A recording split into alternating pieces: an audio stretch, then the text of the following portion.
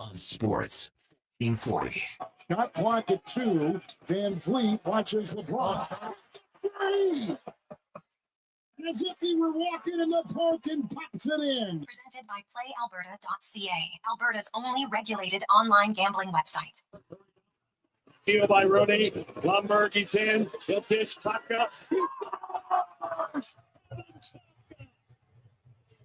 The big guy with a big moment. And the Flames have tied it.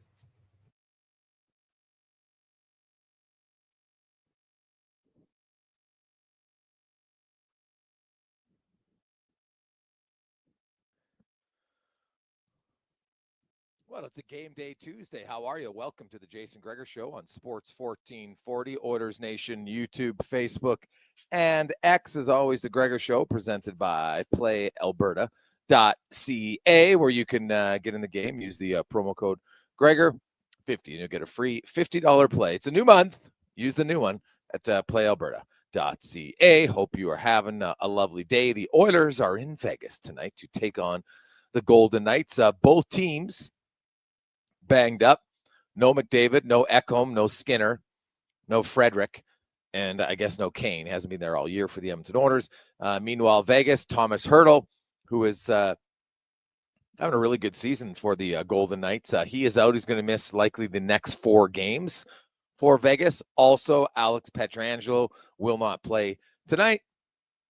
So they're hoping he'll be at practice tomorrow. But Hertl, he's on pace for maybe a career high in goals. He has 31 goals, 59 points. His career high was 35 goals back in 2019. So he's enjoying life as a member of the Vegas Golden Knights, but will not be playing tonight.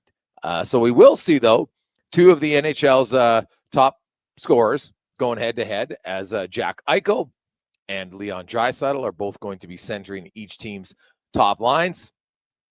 I think Eichel's having himself a great year. Obviously, Draisaitl's year has been better, but Draisaitl currently 3rd in league scoring with 104 points, leads the league in goals and even strength goals. Meanwhile, Jack Eichel, 93 points, and is on pace to break the 100-point mark for the first time in his career. He's having a really good season, so it should be a fun matchup that way. For Eichel, actually, it's the first time he's been at 90 points. So his previous career high was 82. So he's well ahead of his career best thus far. The Oilers, you'll have Calvin Pickard starting in goal. You have Bouchard with Wallman, Nurse with Stetcher. You have Kulak with Ty Emberson. Up front, you will see Draisaitl with Arvidsson and Podkolzin. Nugent Hopkins is going to play with Hyman. And looks like they switched up their lines. Looks like Kapanen is going to play on that line. And then you will have Henrique on the 4th line with Jones and Perry. And you're going to have Brown, Janmark, and Jeff Skinner as the 3rd line. So they switched their lines up a little bit this morning at practice. And that's what we will see tonight for the Edmonton Oilers. Meanwhile, Vegas lineup looks to be similar than what they've had the last few games. As I mentioned, Hertl and Pietrangelo are not playing. And you'll have Jack Eichel centering their top line with Barbashev and Stone, Nicholas Raw with Doroviev and Saad, Carlson with Smith and Olofsson, Howden between Kolazar and Pearson. Brett Howden's on their 4th line. It's not really a 4th line center. He's got 22 goals this season. McNabb and Theodore, Whitecloud with Hanifin, and Nicholas Haig and Caden Korzak will round out their defense. And, of course, Aiden Hill gets the start for the Golden Knights. We have a jam-packed show for you. Ken Bolke is going to join us from Sinbin, Vegas, talk about the Golden Knights, who have won 6 in a row and have been playing very well. They got the 3rd best record in the NHL coming out of the 4 Nations.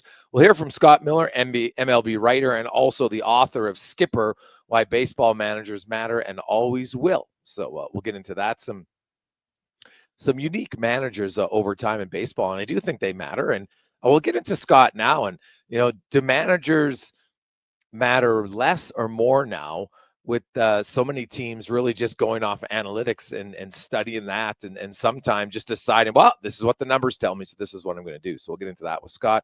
Dave McCarthy will be by, Jason Strudwick, we'll have Spec, DVD, Also, hopefully I hear from TR at some point today as he continues to film season 5 at Shoresy. 833-401-1440, 833-401-1440 in our eWell inbox. You can get involved. We'll talk about a few things for the audios. And when I look at the Oilers and I see, a team, because we have a lot of texts coming in. Are you concerned about the Oilers? What if they don't beat Vegas tonight? What does it mean? I'm not sure it means anything. There's no Ekholm. There's no Kane. There's no Frederick. There's no Skinner. There's no McDavid. There's 5 guys who we assume will be there in the lineup on opening night. That's 5 out of 19 because I don't use the backup goalie because obviously you only play one goalie. So that's a pretty significant change to your lineup. Now, Vegas, let's say the Oilers win tonight. Vegas doesn't have Pietrangelo. They don't have Hurdle. So their team will look better come playoff time as well. I take away from tonight I saw in the Calgary game, and don't overlook the Flames. You see what they did in Colorado last night? Their fourth line scores 2 goals in a minute and keep their incredibly slim playoff hopes alive for another game. And now they're going to have to win again tonight as they take on Utah. But when you look at the Oilers, I thought against Calgary, one of the things that Corey Perry talked about, he said, hey, we'll address it internally, was they wanted to be more intense. I think they wanted to recognize the importance of whether it's standing up for yourself, standing up for your teammate, being emotionally engaged in the game. And you need to be. And I think it's important. I think it's something at times that we haven't seen from this team. And if they add that element, now naturally I think it'll come when you have guys like Kane and you have guys like Frederick in the lineup. They're a little bit more physical. Naturally, the games will be more emotional. That's just normal. So, you look at that Flames game last night, they win in a shootout, and it's huge for them. I mean, while the Wild lose in a shootout, but they get a point. And that's why, so Calgary wins a game, but they only gain a point because of the 3. That's why it's so hard to gain ground late in the season. You got to hope that the teams you're chasing lose in regulation. Very difficult. Dallas also won again, so they keep the heat on Winnipeg. Winnipeg still hasn't clinched. They're 4 points up on the Dallas Stars. Right now, Winnipeg would own the second tiebreaker. The first one's a tie, so you can argue that they're kind of 5 points ahead of the Stars. Although I guess if Dallas does win twice, then they'd probably have more regulation wins depending on how they got it. So there's still not a for sure on who's going to go. We do know that the Vegas Golden Knights will be taking on the first wild card spot, which is currently held by Minnesota. They're 1 point up on St. Louis. They each have 7 games remaining. Edmonton and LA are battling for home ice. The only spots we know, Vegas is finishing first. Colorado's going to finish third in their division. Those are really the only 2 locks right now in the West. Over in the East, Washington's a lock, Carolina's a lock, New Jersey's a lock. So we know who's 1, 2, 3 in the Metro. We know Carolina's going to play New Jersey. Ottawa looks pretty comfortable as the number 1 wild card. They have a 7-point lead on Montreal and the Rangers, and then 9 games to go. Like, it would be a monumental collapse for them to drop out of wild card 1 to wild card 2. So I think it's safe to say whoever wins the Atlantic, that's still up in the air, could play Ottawa. So it's kind of fun that way. There is still the turtle race for the second wild card spot in the Eastern Conference, and we'll see who ends up getting it. Hey, Gregor, help me understand, why does Podkolzin move up to the first line and Skinner goes to the third? I honestly don't know about our coach's decisions sometimes. Thanks, Darren. Darren, I think you're worrying about stuff that don't matter. Skinner has played better with Janmark and Brown. He's not a forechecker. He doesn't play the style of game that Podkolzin plays. Podkolzin is likely, to me, holding a spot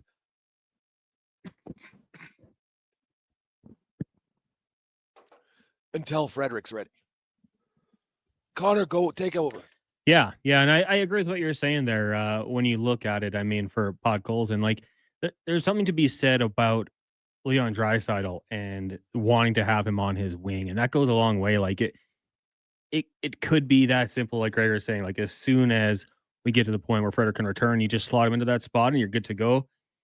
In the meantime, you have a guy who clearly Leon Draisaitl is satisfied with having on the spot. I mean, if one of those guys vouches for you on the wing, then you're going to be there. And, Podkolzin, and yeah, we love a few more buried opportunities for sure, but goes in the corners, wins puck battles, Gregor. I think you're back here. Like, I think that if Leon Draisaitl didn't want him there, he wouldn't be there. And he's there, and he's obviously Leon Draisaitl 5-on-5 put out outstanding numbers. So maybe there's something to it.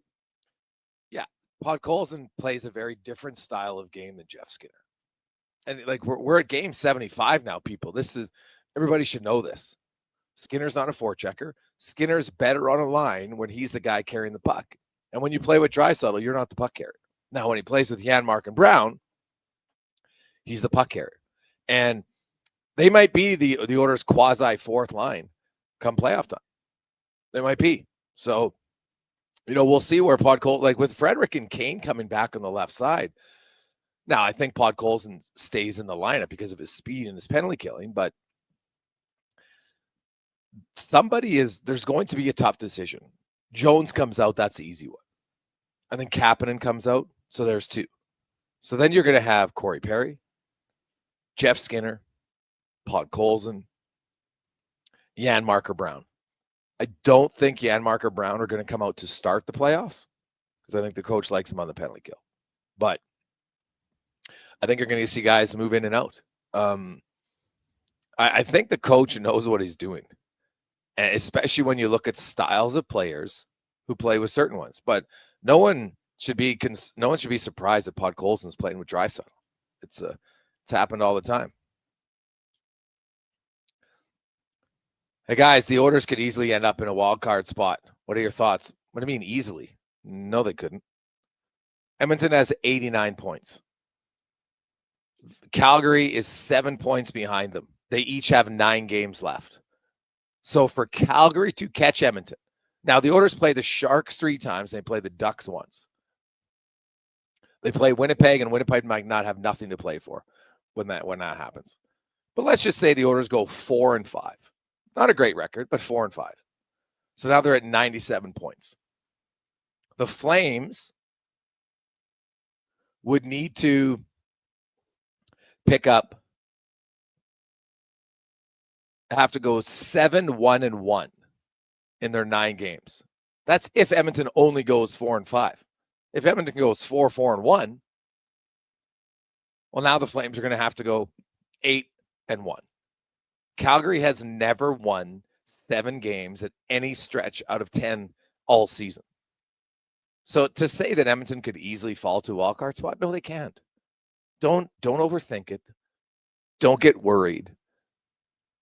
And understand that, in the history of the NHL, no team has ever overcome a 7-point deficit in the final 10 games of the season to make the playoffs. That's what the Flames have to do. That's what the Canucks have to do.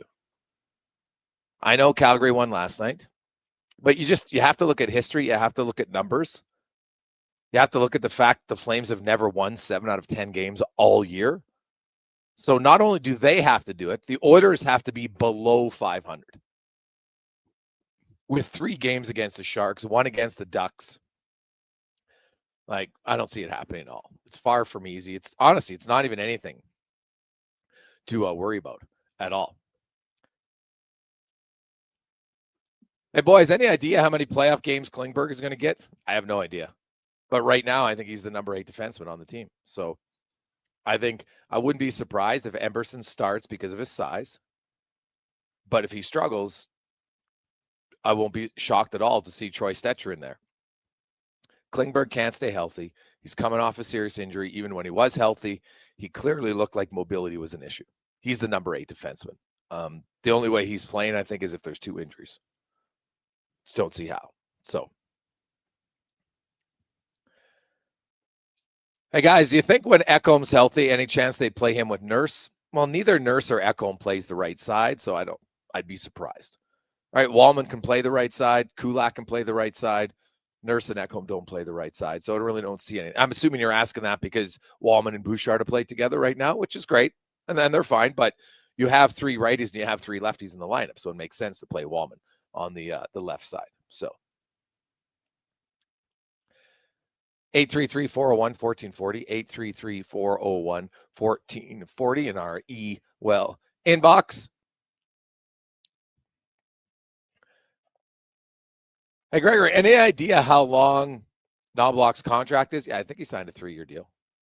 He's got 1 year left after this, if I'm not mistaken. So that's a very random, out of nowhere text.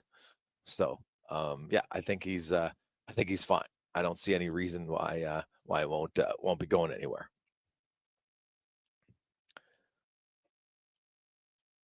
Hey, Greg, are you coming down with something? No, I don't think. Well, I've got a cold, I think. Got a real throat issue. That's why I'm staying at home, because lucky enough we can work from home, but don't want to pass it along sitting in a studio in a small space talking with Connor and Declan. So that's why I'm staying at home a few days. So yeah, it's quite annoying, to be honest. So I'm not a complainer when I get sick. Like, I don't feel that run down. A little bit. Like, I don't know. Do I have COVID? I have no idea. You can't even get a test anymore, so I have no idea if I do or not. When I had in the past, I felt totally different. So who knows? But I'm just gonna say I have like a bad cold right now. 2:16. When we return, we will go to Vegas. The Golden Knights are rolling. They've won 6 in a row. They have the third best record in the NHL, coming out of 4 Nations. Now, no Hurdle, no Pietrangelo. And did you know the Edmonton Oilers have had a lot of success recently against Vegas? 9-4-1 in their last 14 regular season games against Vegas. What is it that they match up well? We'll find out next on The Gregor Show, presented by PlayAlberta.ca. Spring, where everything is coming up roses, except for GS Construction. We're heading underground, and we couldn't be happier. Spring is always a busy time of year for everyone trying to get out there and do some work. Well, GS Construction agrees. And we also agree that we just might need some help.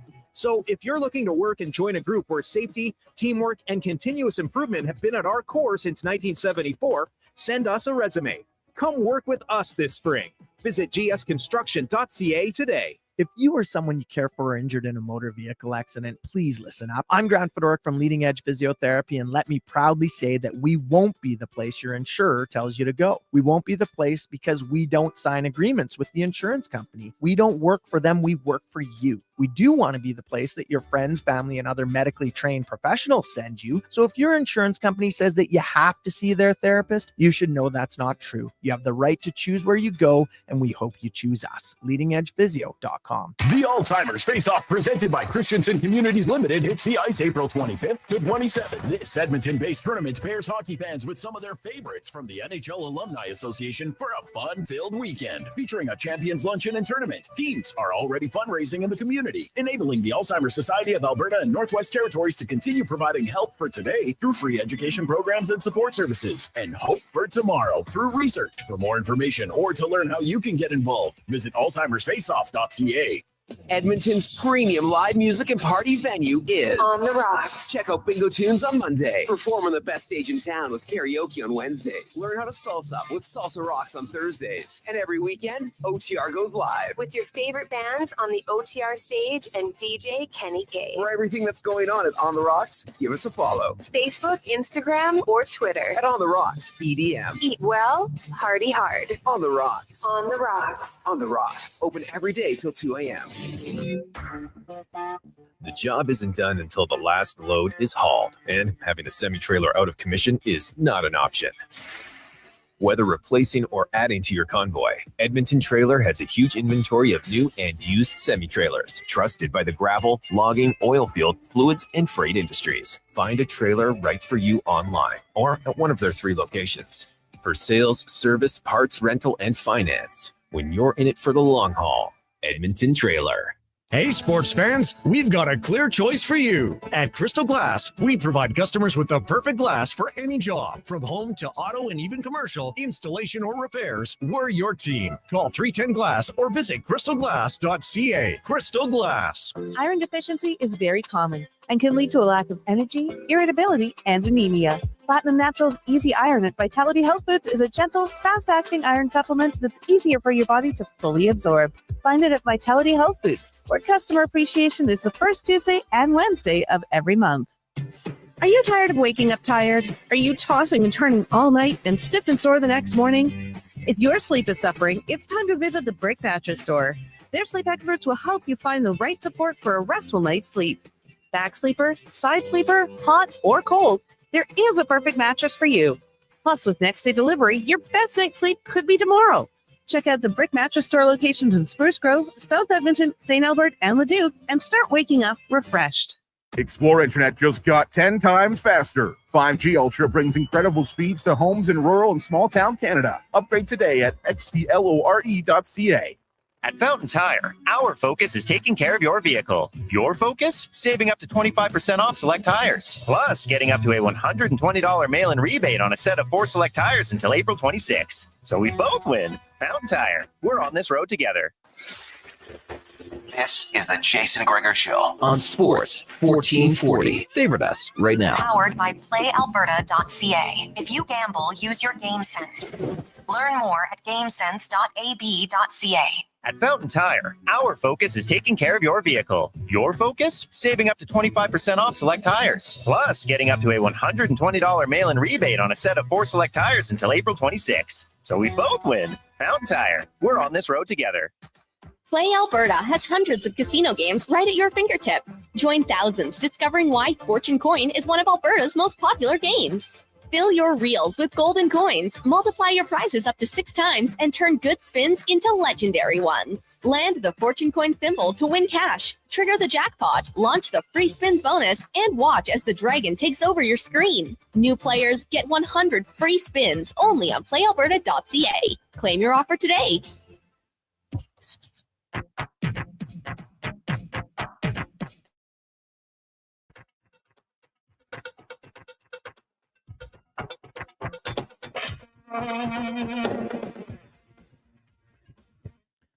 Portions of this hour brought to you by On the Rocks. Watch every Oilers game at OTR with $5.25 Molson Canadian, $5 Pink Whitney shots, and 60-cent wings.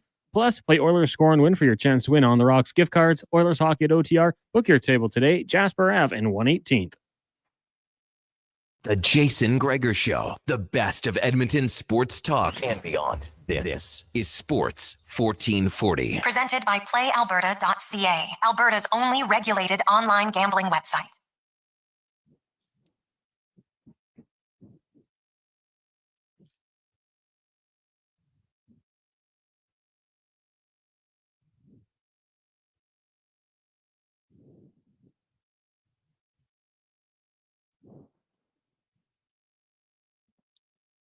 .223. Welcome back, Jason Gregor. Connor Halley with you on Sports 1440, sports1440.ca, Oilers Nation, YouTube, Facebook, and X, and Instagram. Thanks for listening. Thanks for watching. Hope you are having a lovely day and getting ready for tonight's game. Another 8 o'clock start. Oiler fans, get ready because pretty much every game is now an 8 o'clock start. Remember, the playoffs will be like 8:52 puck drop some nights. Awesome stuff. Anyway, let's go around the NHL, brought to you by McDonald's, where stop in now if you haven't tried it. Who doesn't like a new breakfast sandwich with a little maple syrup? Doesn't love maple syrup? Well, now you get maple syrup for breakfast. Takes it from good to great. Only at McDonald's. Ken Bolke from Sin Bin Vegas joins us, beat reporter for the Golden Knights. Ken, welcome back to the show.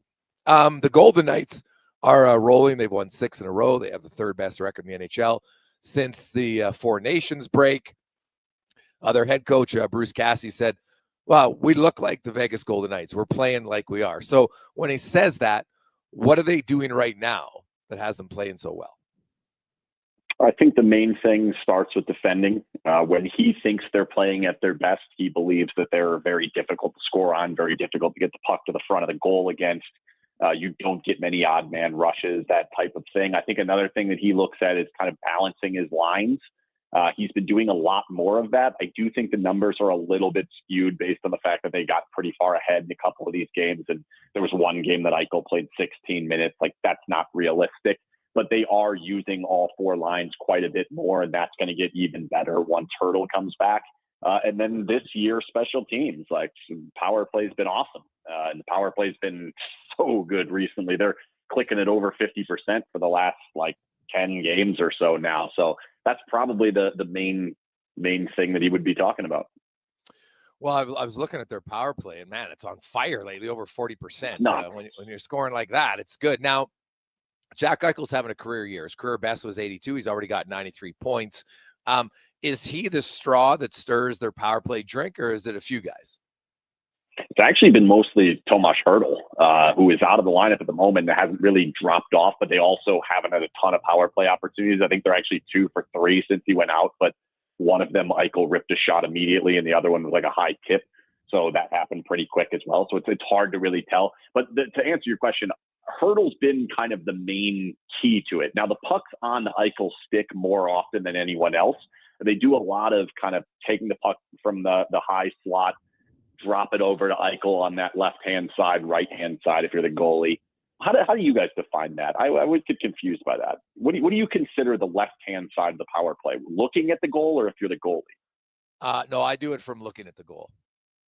Okay, so then the left-hand side, because he's right-handed, and that just confuses me. Yeah, he's on his offside. He's on the left wing. Yeah. Yeah. So he's on the left-hand side, Stone's underneath the goal line, and they do a lot of Eichel, Stone into the middle to Hertl. And then if you take away Hertl, then they zip it across right in front of the goalie over to Dorofeev. And there's just a lot of different options. I think once you take Hertl out of the middle, if they aren't going to get the same production out of Karlsson, I think it's going to come down to a lot more of, can they get Eichel going from that circle on the left-hand side there? That has historically not been as good. That's when their power play hasn't been as good. So we'll see.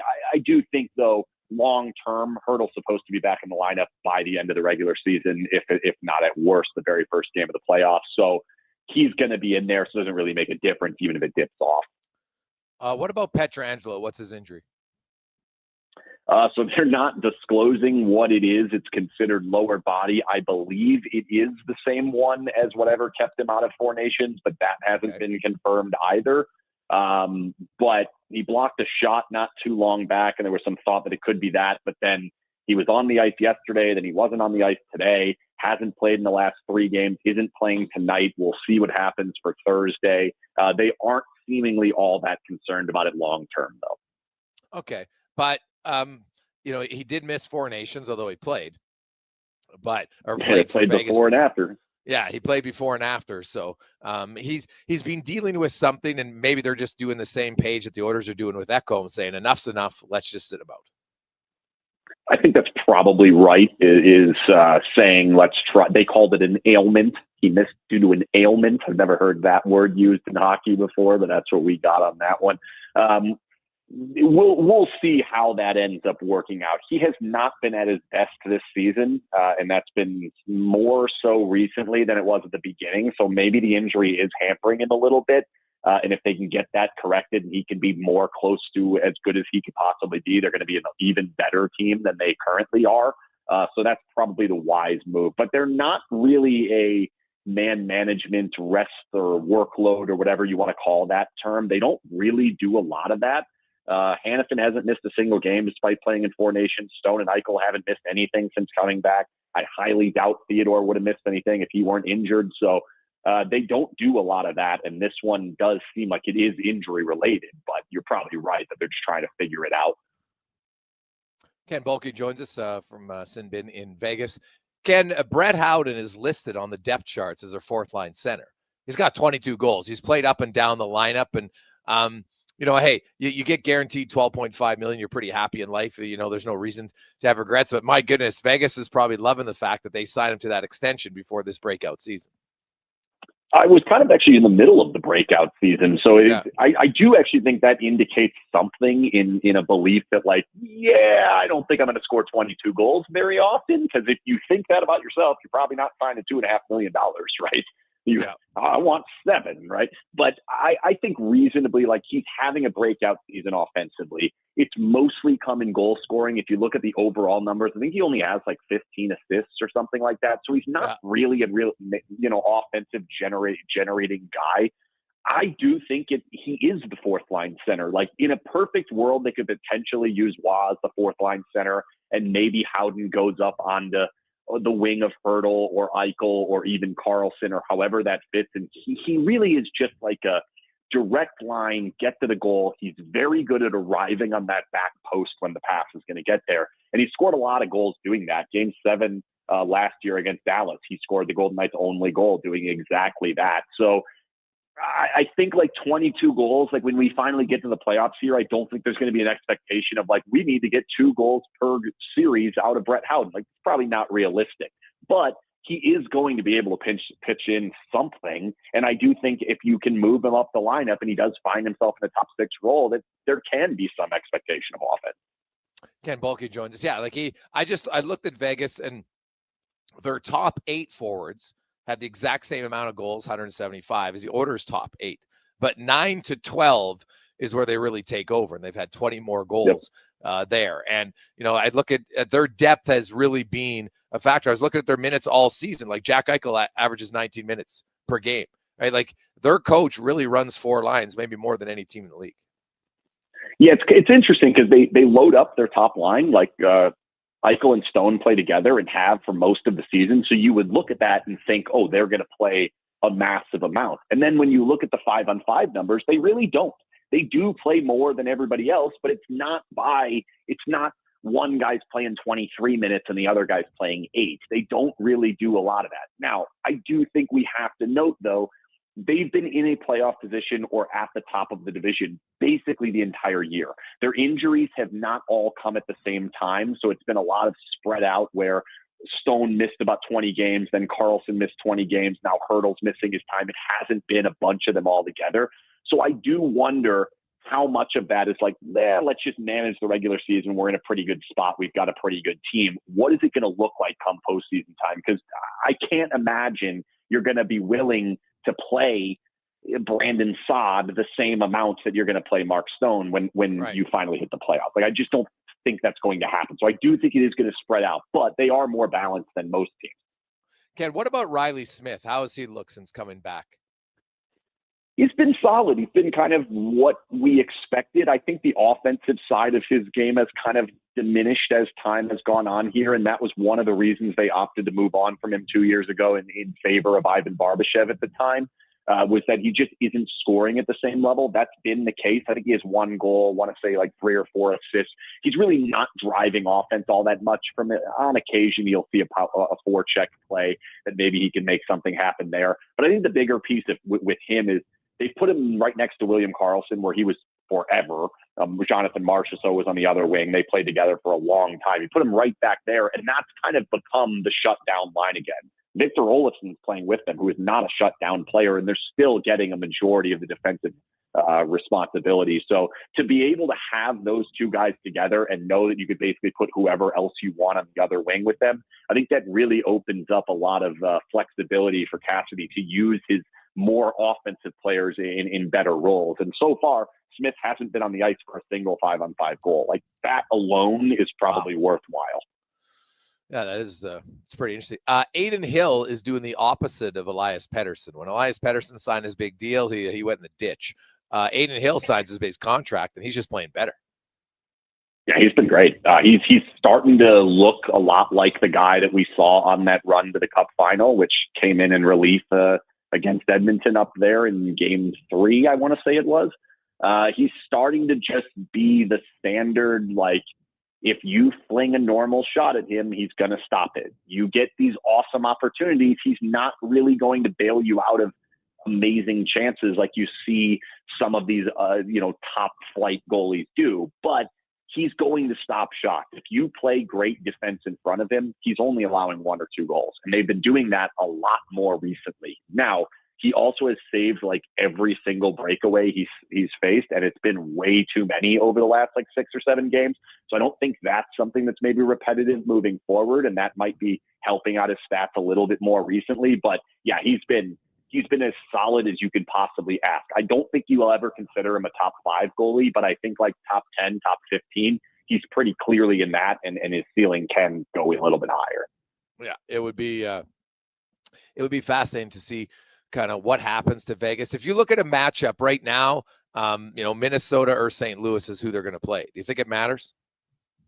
Not really. I think Minnesota's probably the easier matchup. That's, of course, you have to consider that Kaprizov and Eriksson Ek and Foligno could be back in the lineup, and they seem like they could be a better team with everybody in the lineup, but St. Louis just hasn't lost forever. So it's like, do you really want the team who's going to be coming to the playoffs? Like, I think it's reasonable if St. Louis comes in at like 21-4 or something like that. Like, I don't think you want that, even though the Golden Knights are better than both of those teams. They should be able to handle both of those teams. They've got the extra home game. I wouldn't be too worried about either, but if I get to choose, it's Minnesota. But if I really get to choose, can Calgary just win a bunch?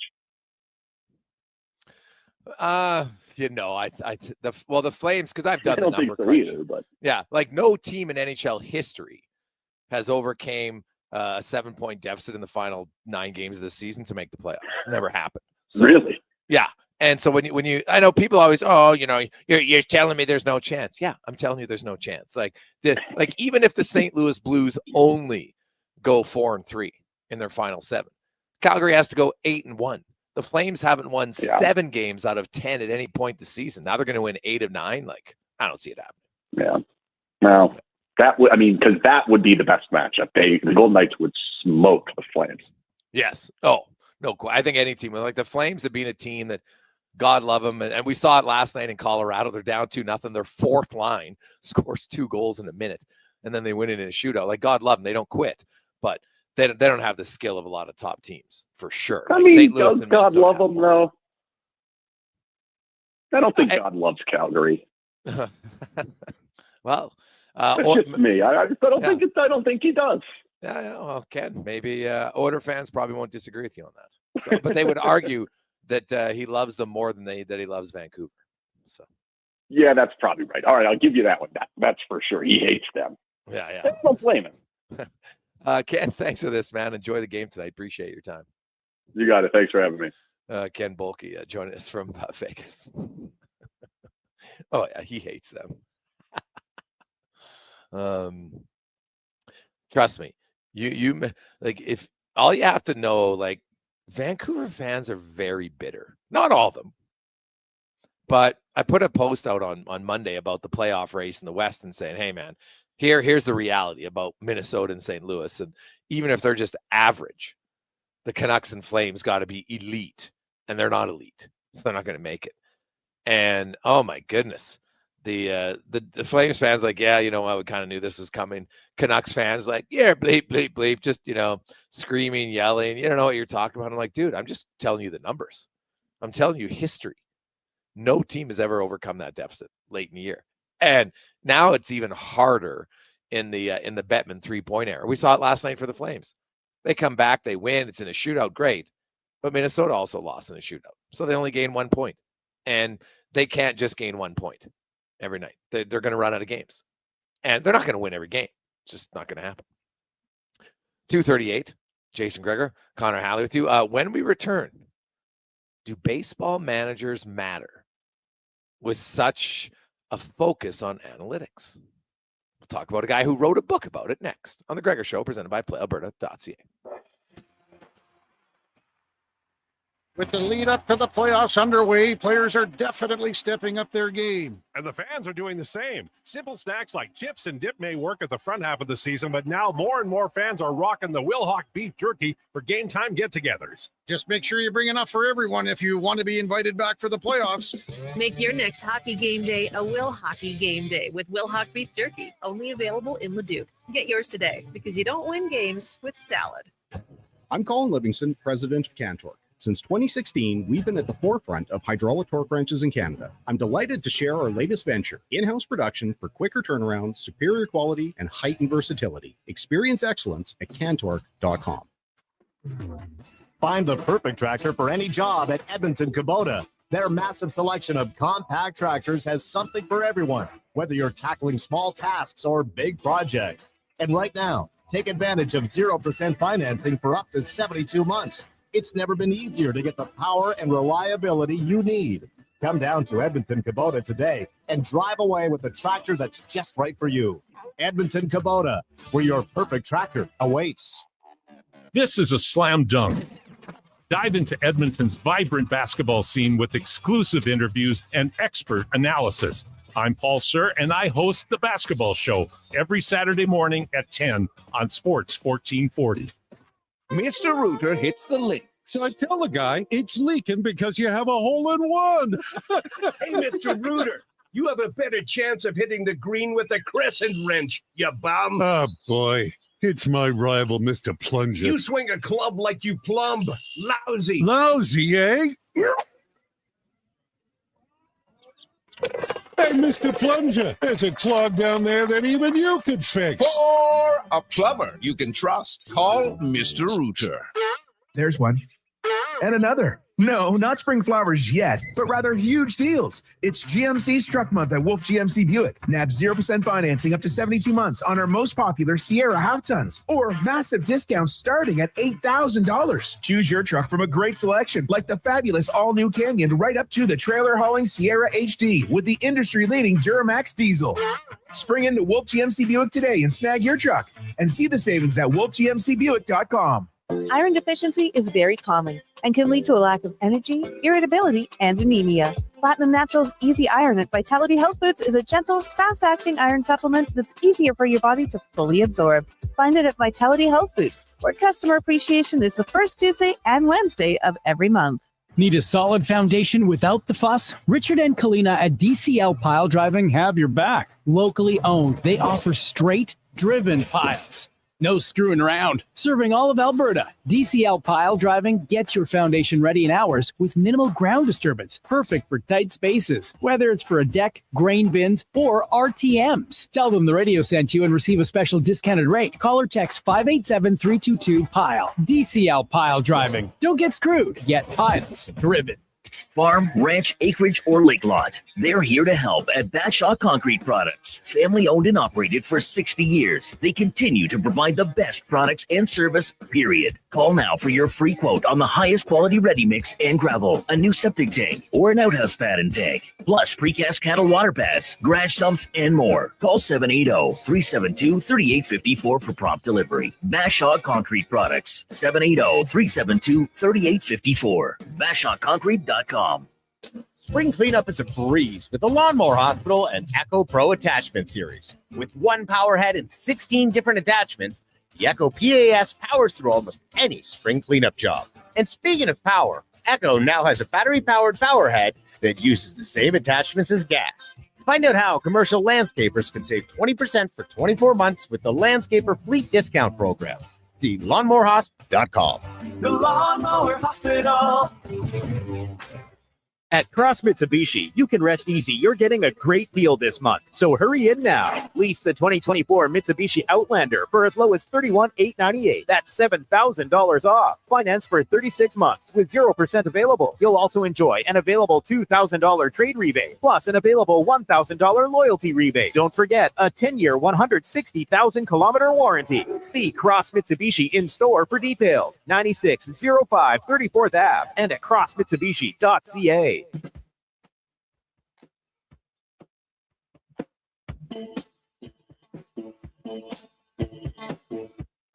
Portions of this hour brought to you by Cantork. We offer sale, rental, repair, and calibration of hydraulic, pneumatic, and battery-powered torque wrenches, stud tensioners, and flange maintenance equipment. Order today at cantork.com.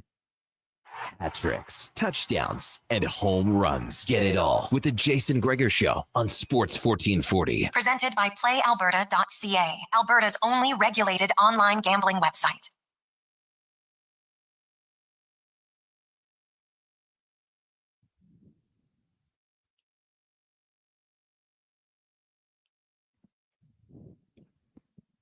$2:44. Welcome back, Jason Gregor, Connor Halley, Sports 1440, Oilers Nation, YouTube, Facebook, and X. It is game day as the Oilers in Vegas to take on the Golden Knights. Oilers 9-4-1 in their last 14 regular season meetings against the Golden Knights.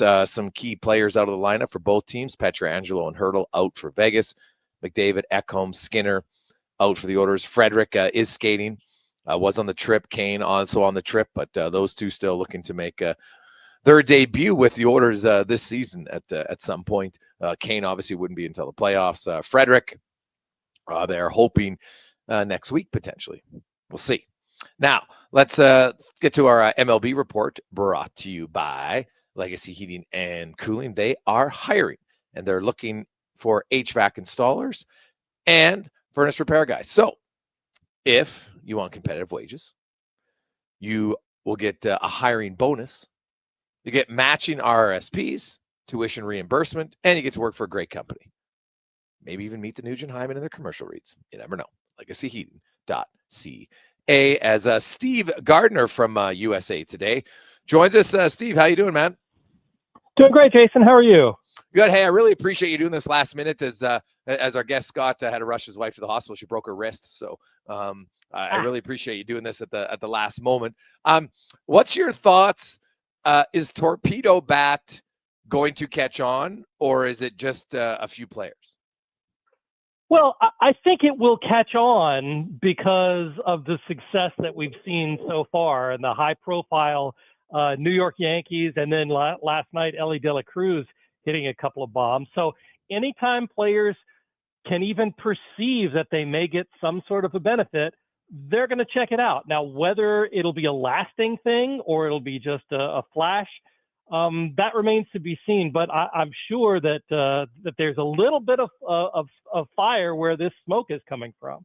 So, Steve, when you talk to people around the game, like I read articles on it, I see the science behind it, and it makes sense. It's totally legal.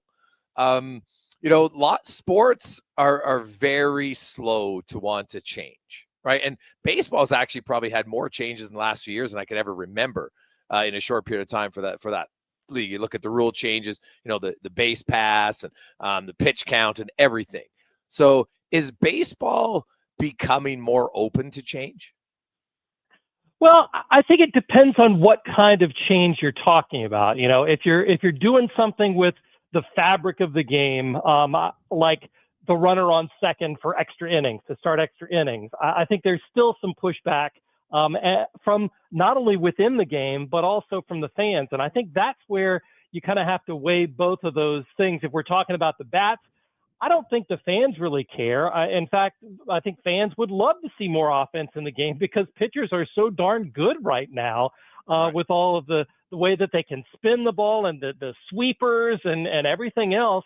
I think fans would welcome something that helps the hitters a little bit to adjust to what all the pitchers are doing.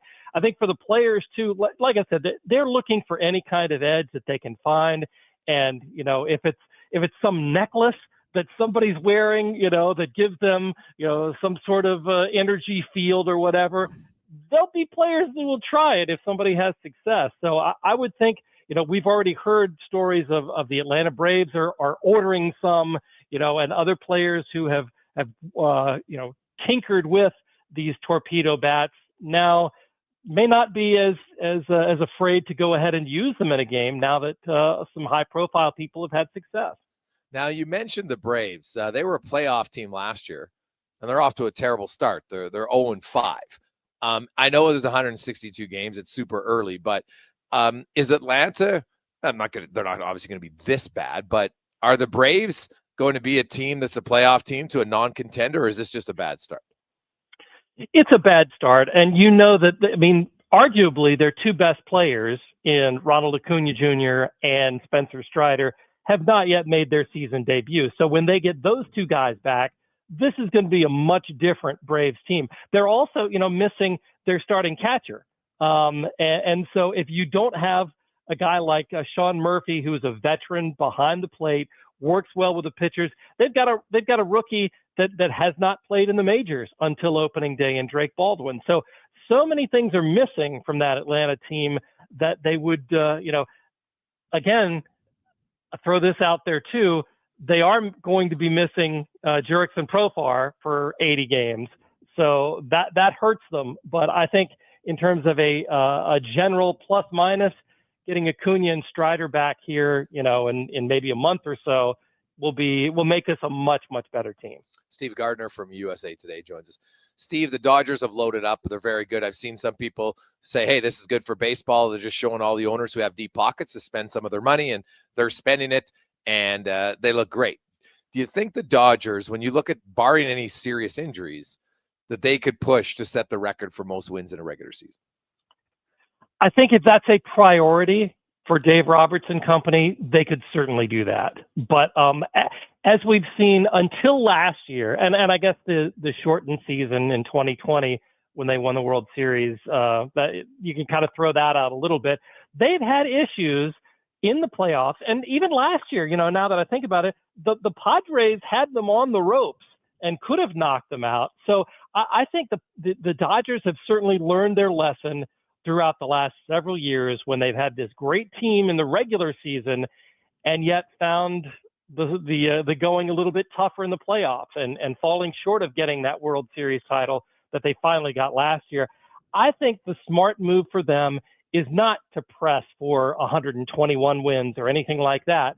It's to make sure that Tyler Glasnow stays healthy, Yoshinobu Yamamoto stays healthy, Shohei Ohtani above anyone else stays healthy, Freddie Freeman too. So I think that it's maybe not a priority. The priority to win the division, it's probably a priority to finish with the best record so you have home field advantage.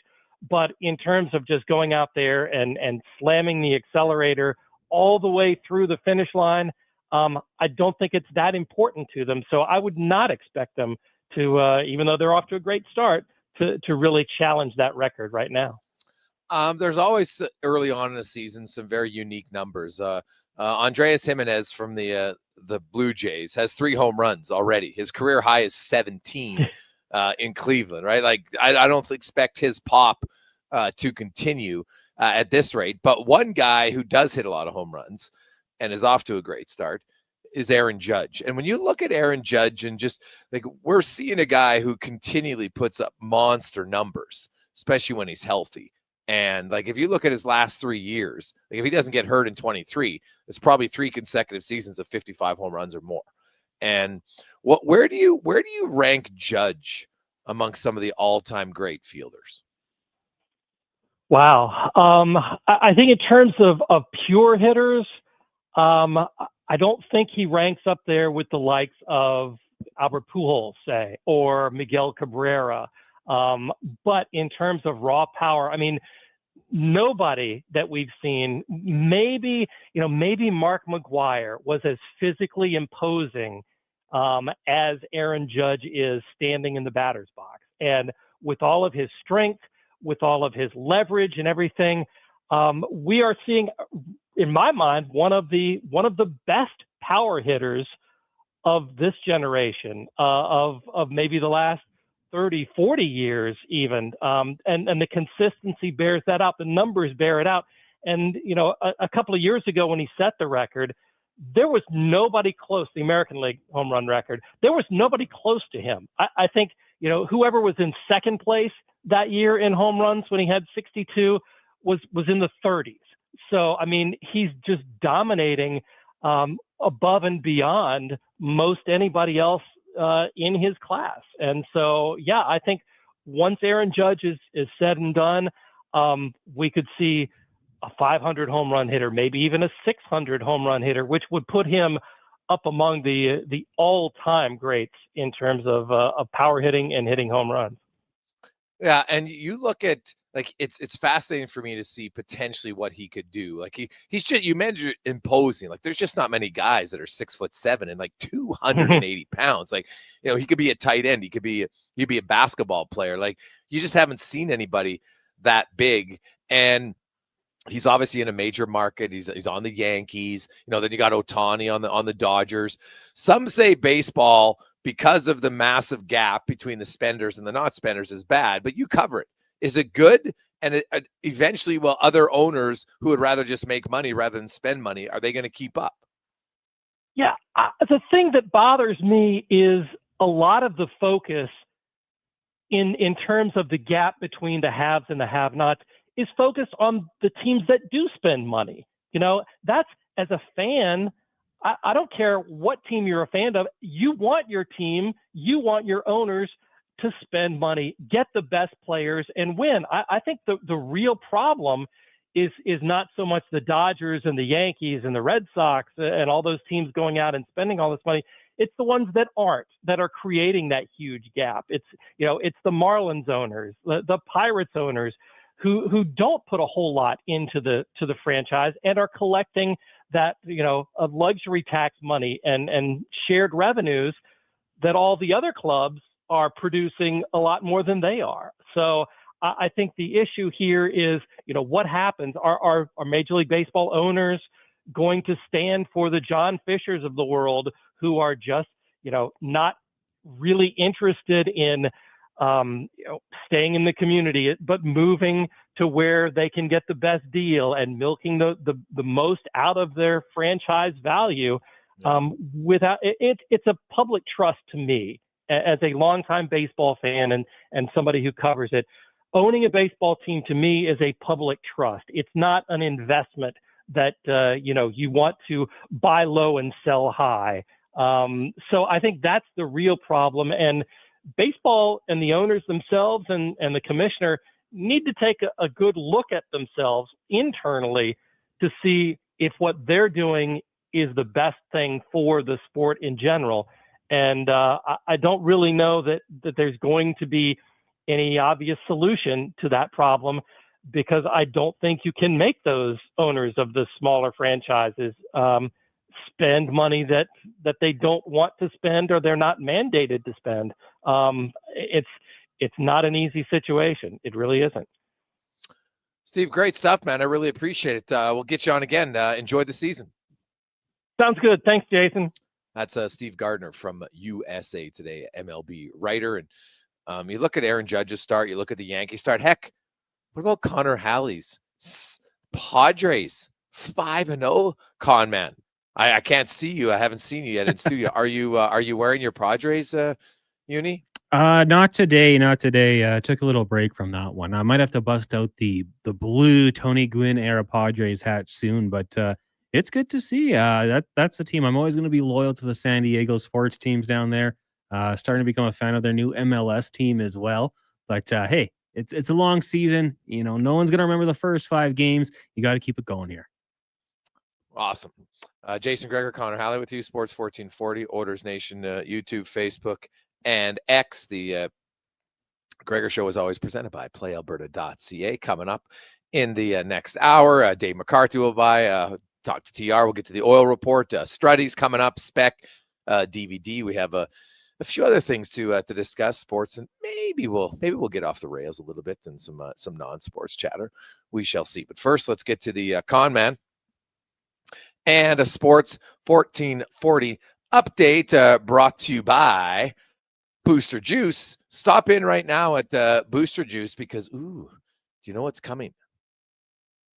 Some new booster mixers, the Zesty Berry Booster Mixo and the Bango Mango. Try it next week, only at Booster Juice. This is the Sports 1440 update. It's game day. The Edmonton Oilers in action, taking on the Vegas Golden Knights down in Sin City. Puck drop 8 o'clock. Pre-game coverage with Andrew Walker and Donovan Paulson gets going at 6. We're right here on Sports 1440. Elsewhere on the NHL, you got the Jets and Kings. Ducks host the Sharks. Flames in Utah. Blues host the Wings. Lightning taking on the Islanders. Jackets host the Preds. Sens meet the Sabres. Panthers in Montreal. And the Bruins taking on the Capitals. In the WHL tonight, the Edmonton Oil Kings taking on the Pre-A Raiders. Puck drop 7 o'clock. It's game 3 of that series. Currently tied at 1 game apiece. In the majors, Blue Jays back in action. Hosting the Nationals once again. Jose Barrios gets the start for the Jays. The Nats countering with Trevor Williams, first pitch 5:07. Elsewhere, Mets, Marlins, the Reds host the Rangers. Diamondbacks taking on the Yankees. Rays and Pirates. KC in Milwaukee. Astros host the Giants. 5-0 Padres taking on the Guardians. Cubs in Sacramento to take on the Athletics. And the undefeated Dodgers hosting the winless Braves. And in the association tonight, the Toronto Raptors are in action. They'll be in Chicago to take on the Bulls. Tip off 6 o'clock. 1 game in the PWHL this evening. Montreal hosting New York. That one gets going just after 5. Coming up in hour 2 of the Jason Gregor Show, we'll hear comments from Oilers head coach Chris Knobloch and be joined by Dave McCarthy from SiriusXM NHL. I'm Connor Halley. This has been a Sports 1440 update. Sports 1440, a Stingray radio station broadcasting on Treaty 6 territory. Download the free iHeartRadio app and listen to CKJR wherever you go. This is going to make you hungry. Booster Juice just dropped new guacamole and black bean grilled fresh options. What the guac? Yeah, a guacamole black bean wrap, guacamole chicken panini, and an egg and chipotle black bean wrap. What a trio! Holy guacamole! Bye-bye, boring as bread sandwiches. Guac, yeah! New flavors, new cravings. Avocado up to wraps and paninis from Booster Juice. Canadian-born blending since 1999. Download the Booster Rewards app and order one today. Bringing every project to life requires the right team. By joining the Japa Machinery Group service or sales teams, you can be part of setting a new industry standard. Celebrating a legacy of excellence with Japa. Learn more at japamachinery.com.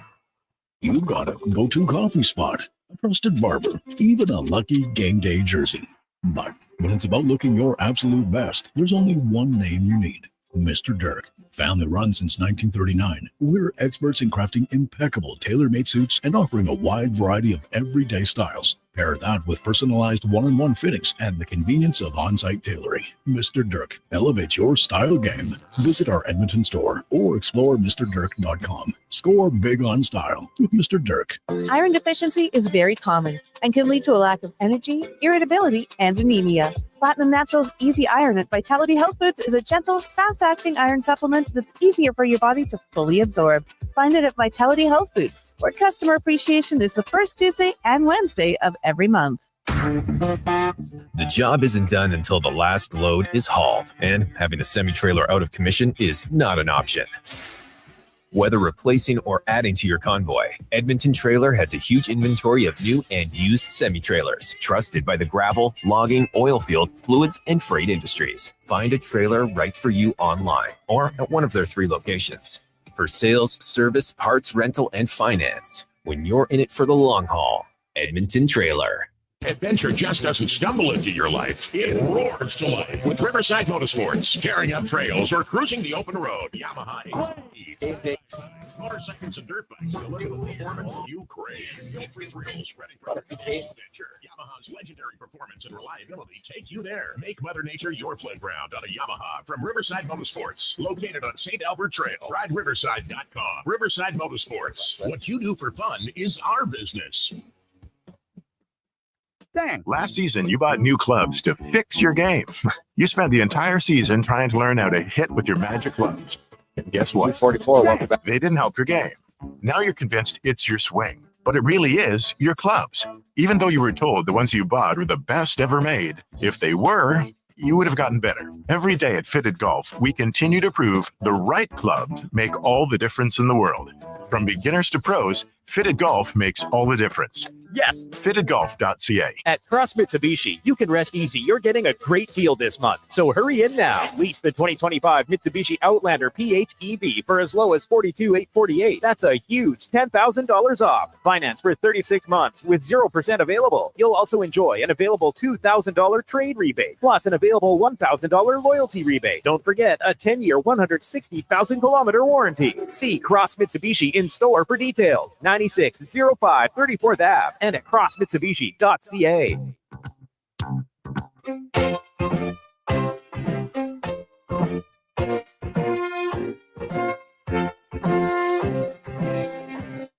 Portions of this hour brought to you by Culligan. For all your residential water needs, your local water treatment company. More than just big bottles, Culligan.com. The Jason Gregor Show, the best of Edmonton sports talk and beyond. This is Sports 1440. Presented by PlayAlberta.ca, Alberta's only regulated online gambling website.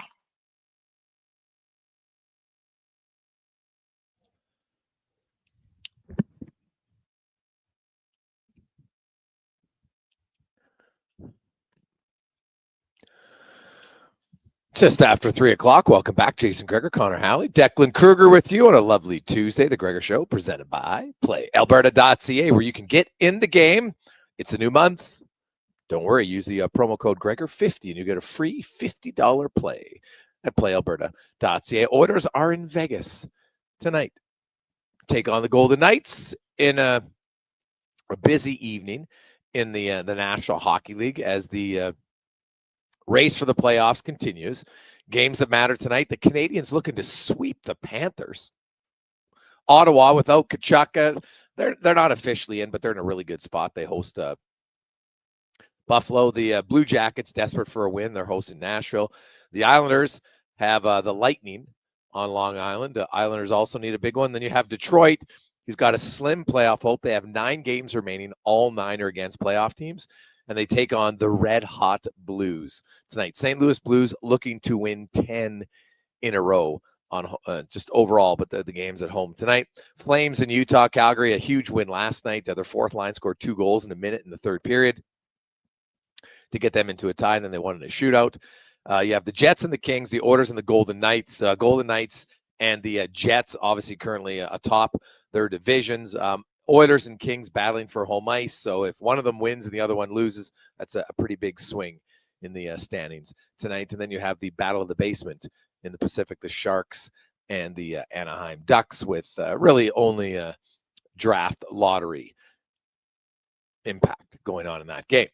Now, let's get to the oil report brought to you by Volvo Cars Edmonton. Of course, a 13-time Excellence Award winner for sales and service. Not only will you get a great car, you'll get unbelievable service. Mike and Jordy and the gang at Volvo, they care as much about their people, way more than they do about the cars. So you'll get a great vehicle, but you'll have unbelievable service the lifetime of your vehicle. VolvoCarsEdmonton.com.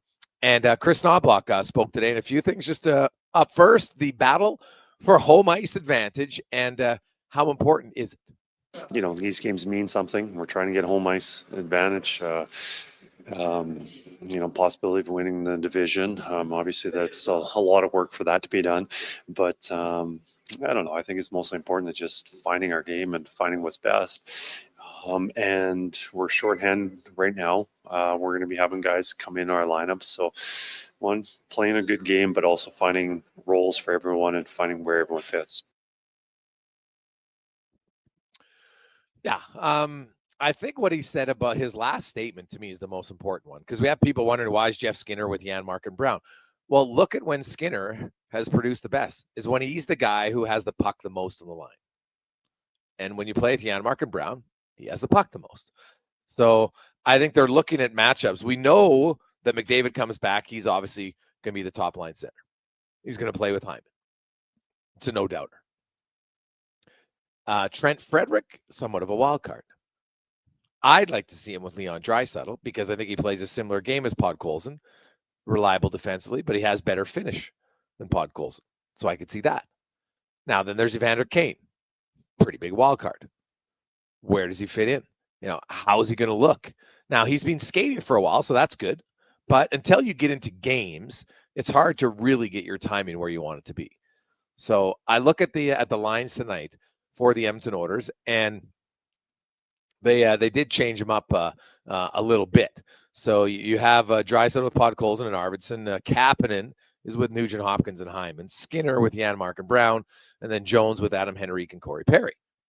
Obviously, Jones is the easy guy out of the lineup when, let's say, Frederick comes back in the left wing. McDavid comes in, probably Kasperi Kapanen, I think, who's coming out. And then it's who comes out for Kane. It's going to be a fascinating discussion inside that Oiler coach's room on who's in and who's out. Like it's I'm not sure there is an obvious answer. I think there's candidates. I think Jeff Skinner's a candidate. I think Podkolzin's going to be a candidate. I think even Corey Perry. Right? You can't overlook Janmark or Brown either, because when McDavid's back, then you got 4 centers. So you don't need Janmark to play center anymore. But I know the coach likes him on the penalty kill. I think they like the fact that Janmark has historically been a really good producer in the playoffs. So we'll see. Now, the Golden Knights, very good off the rush. The Oilers, and be very good off the rush. That is obviously one of the key things that Knobloch will be focusing on tonight. Off the rush, very dangerous. Yeah, they're not having much problem scoring this year, whether it's on the power play or off the rush. Something we need to stay aware of, and not just, obviously they've got some very high talented players, but they're getting a lot of offense from right throughout their lineup. Darnell Nurse has had a very solid season. His offense has really picked up as of late too, and Knobloch just talks about Nurse's play here down the stretch. You know, Darnell's been playing really well, and it all starts with him skating, moving his feet. He's, you know, his physical attributes are off the charts. How fast and strong he is. When he's using that, he's able to make such an impact, whether it's defensively or offensively. Now you're seeing it more offensively, being able to move the puck. And, you know, we need Doc playing like that. That's helps our team tremendously. Oh, yeah. I don't think there's any debate. What did the coach take away the excitement his team had towards Pickard after the win in Calgary? I just think it's a big win for everybody. And, you know, Pickard had to be the goalie, or is there something more to it? Yeah, I think there's a lot of emotion in that game. One, just, you know, it was a very important win for our team, just keeping Calgary behind us and giving us some breathing room there.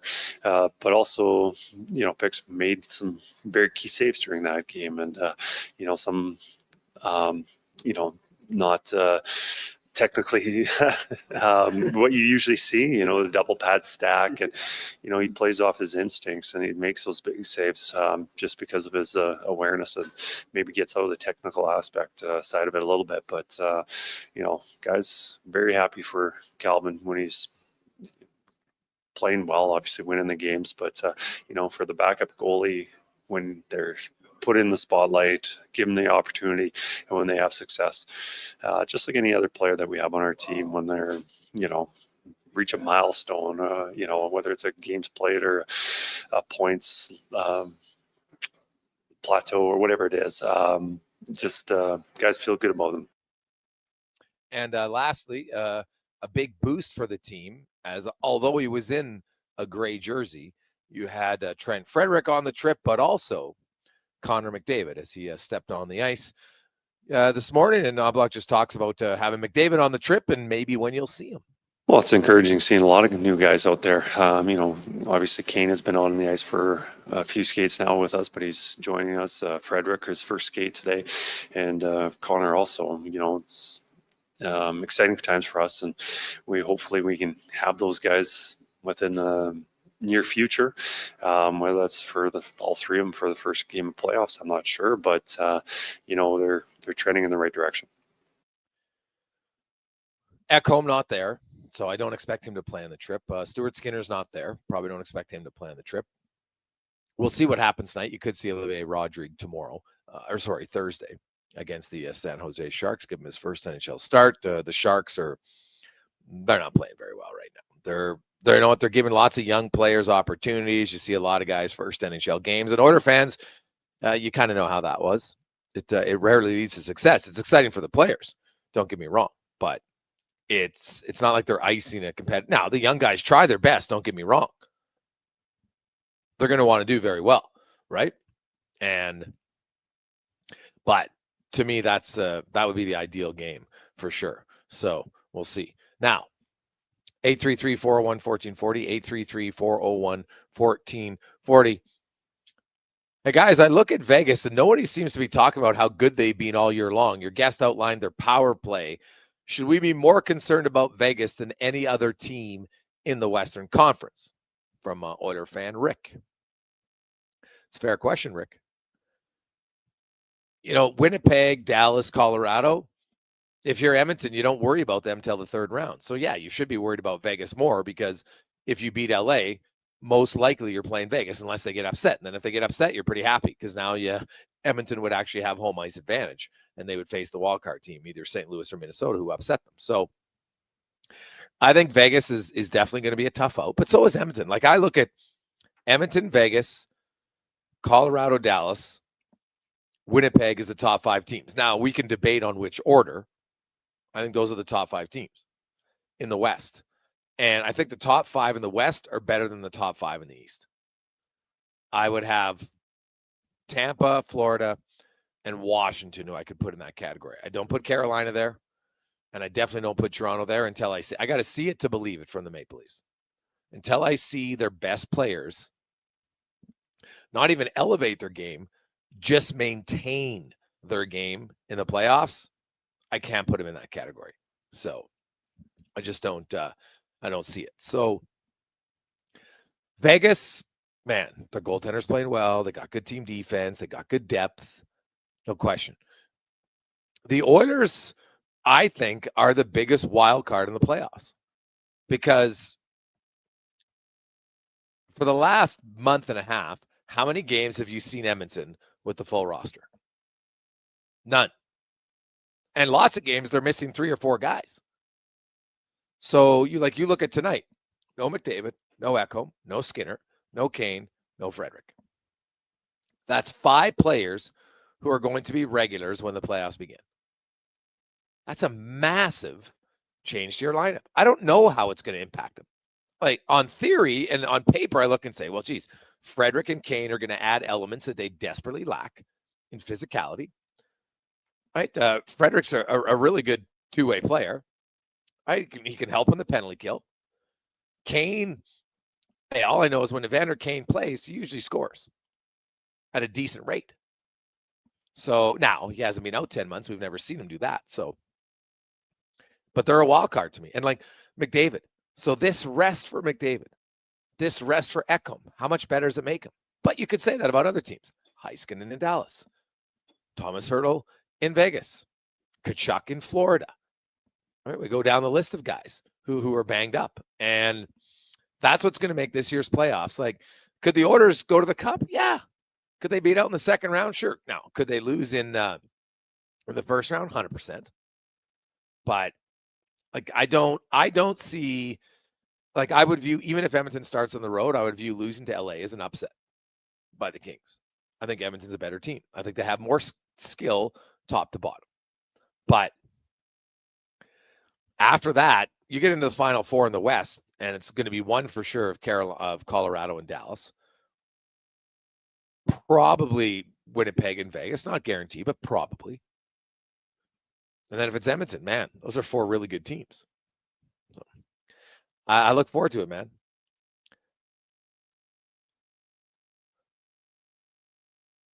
Hey, Gregor, I remember in the fall you mentioned you had a feeling that once Thompson bought the team, they might change the name to Esks, not Eskimos. Season's around the corner, no buzz. Any idea if this is still happening? The Elks doesn't resonate with me or anyone I talk to. From Tony the meter reader. Well, I do know they put out a name trademark again. Now, whether or not that comes to fruition, who knows? So it's a thought process. I think they might just say, you know what? They're going to really focus on the double E. And I think that's going to be, if you watch in a lot of their press conferences, in a lot of their focus, you're going to see the double E logo. You're not going to see the Elks logo as much. I'll say this, resonating with people. If the Elks start to win, there's going to be much less chatter about the name. Because at the end of the day, the name's just a name. And you might like it. I understand that. But the name isn't why you go watch football. You watch football because you like the sport.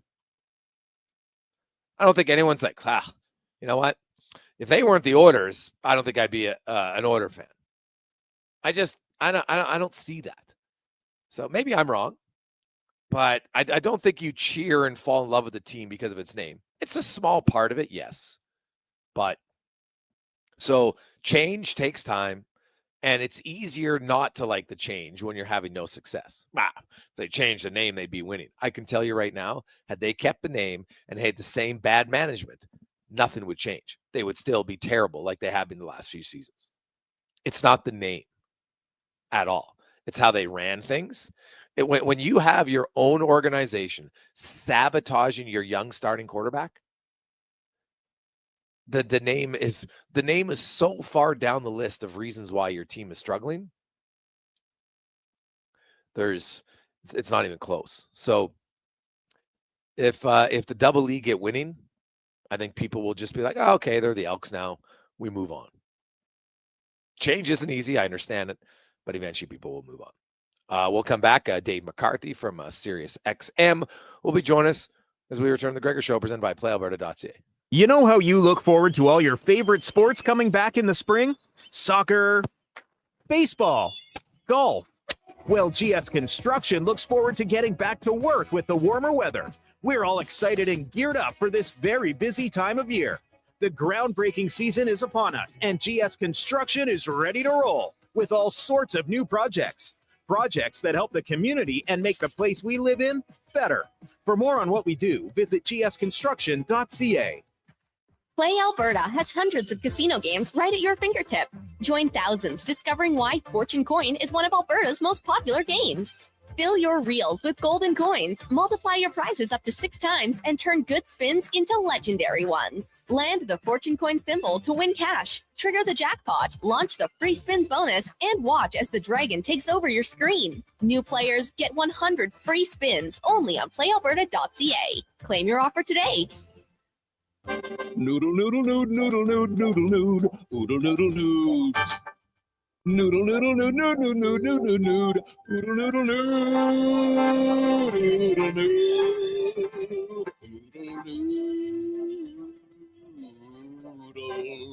noodle, noodle, noodle, noodle, noodle, noodle, noodle, noodles. Noodle, noodle, noodle, noodle, noodle, noodle, noodle, noodle, noodle, noodle. Troll low down to Oodle Noodle tonight because dine-in is open. Iron deficiency is very common and can lead to a lack of energy, irritability, and anemia. Platinum Natural's Easy Iron at Vitality Health Foods is a gentle, fast-acting iron supplement that's easier for your body to fully absorb. Find it at Vitality Health Foods, where customer appreciation is the first Tuesday and Wednesday of every month. Japa Machinery Group knows that XCMG may not roll off the tongue, but Japa's team will help keep your construction jobs rolling on time and on budget with heavy equipment sales and rentals. Visit japamachinery.com to find out more. You've got a go-to coffee spot, a trusted barber, even a lucky game day jersey. But when it's about looking your absolute best, there's only one name you need. Mr. Dirk. Family run since 1939. We're experts in crafting impeccable tailor-made suits and offering a wide variety of everyday styles. Pair that with personalized one-on-one fittings and the convenience of on-site tailoring. Mr. Dirk elevates your style game. Visit our Edmonton store or explore MrDirk.com. Score big on style with Mr. Dirk. At Hughes, it's all about getting in and out quick and clean. No cash, no problem. With Hughes' new tap and wash system, all you need is your debit or credit card to get your vehicle sparkling clean. Find us at HughesCarWash.com. Scott McGilvery here, HGTV host and renovation expert. The one upgrade I know homeowners will love: better, fresher Culligan water straight from the tap. Culligan's Aquasential reverse osmosis filtration system takes your water to the next level. With up to 7 stages of filtration and 14 filter options, they're certified to reduce over 90 contaminants. Your tap water is about to get a major upgrade. Safer water that tastes great. Get started with a free in-home water test at Culligan.com.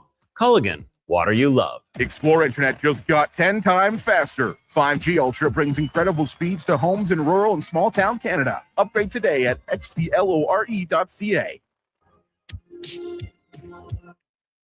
Portions of this hour brought to you by Leading Edge Physio. The team at Strathcona have special training dedicated to reducing the impact of cancer care before, during, and after your diagnosis.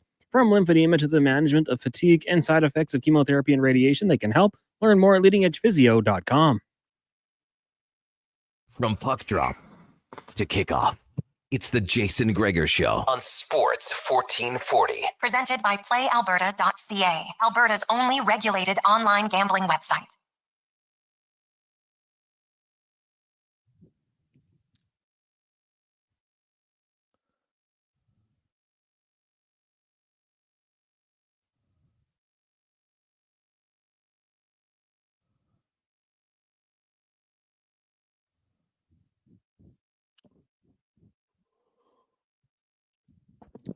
Well, that's such a good tune, man. I have to say. Weekend, big fan of the Weekend. Not big fan of every weekend, but big fan of the Weekend for sure.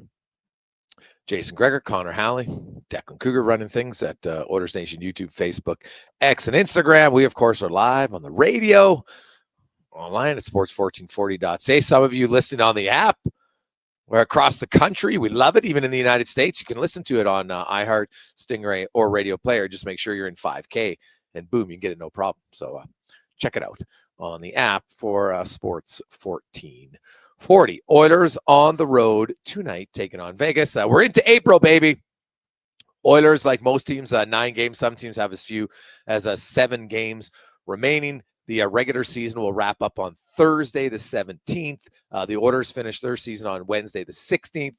NHL playoffs will begin on Saturday, the 19th. I don't expect the Oilers to play on the Saturday, especially if they're playing the Kings, because rarely if you end the season on the Thursday, will the NHL make you start your playoffs 2 days later?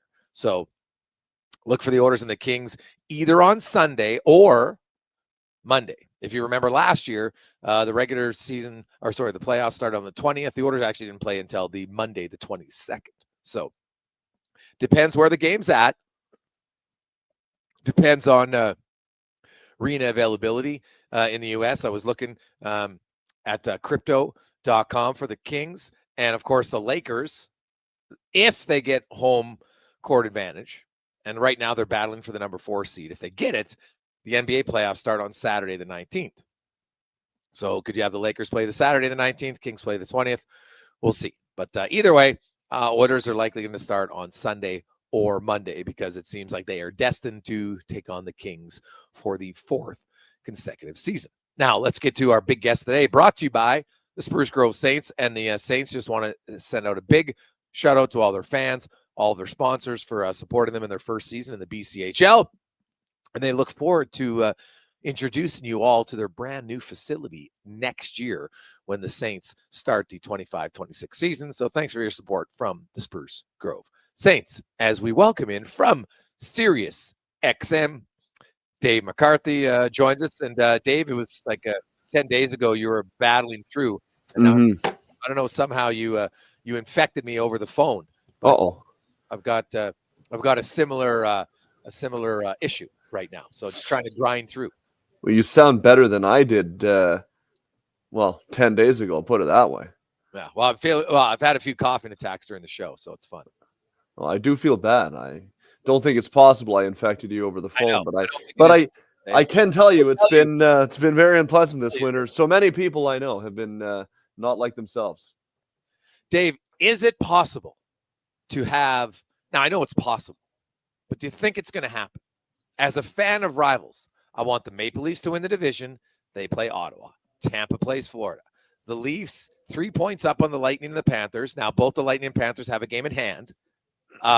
Next week, the Leafs play back-to-back games against the Lightning and the Panthers. And they have one other game against the Panthers as well, I think tomorrow night, if I'm not mistaken. So what do you make of this Atlantic Division race? And will we get the two rivalries that I think a lot of us would like to see? Well, I agree with you. That's what I'm hoping for as well. I know you guys can understand this in Edmonton. If for no other reason here, it would be nice to see somebody other than Tampa or Florida in the playoffs. So a Battle of Ontario for the first time in over 20 years would be pretty cool. And that's what it's going to be if the Leafs finish first. Ottawa's the first wild card. They're not catching anybody for third, and they're not going to be caught by Montreal, the Rangers, Columbus, whoever it is. So all the Leafs got to do is win their division, and it starts on Wednesday against Florida. They have Florida twice and Tampa once. If they take care of business in those 3 games, I think that'll pretty well tell the story as to who finishes first in the Atlantic Division. So a battle of Alligator Alley. Remember that series, Florida-Tampa, when it was that maybe 3 years ago, that first round series? Like, that was an all-out brawl. So it would be good for the state of Florida. Really, not that they need any more nice things down there when it comes to hockey. What with their constant appearances in the Stanley Cup final now, I guess for 5 straight years, trying to make it 6. But that would continue to grow the game. And Toronto-Ottawa would be a pretty darn cool first-round series here in Ontario. Yeah. Now, Tkachuk is out tonight for Ottawa. He's been a little banged up, and I think the Sens realize, hey, we're in now. We're pretty comfortable in. Let's rest them a few games. My goodness, we got to find a way to beat Buffalo. And I think the Sabres have beat them every game this year, oddly enough. But, Tkachuk and that Senators team, Tkachuk gained a lot of experience at Four Nations, as did Sanderson. They've got Stützle. They've got some other guy, David Perron's won a cup. They got some experience. What do you make of this Sens team? Like, are we just going to, first time in the playoffs in a long time, or do you think they can make some noise? Well, I don't think they'll be an easy out, to be honest with you. And they've had the Leafs number on a number of occasions in recent years when they've gone head-to-head.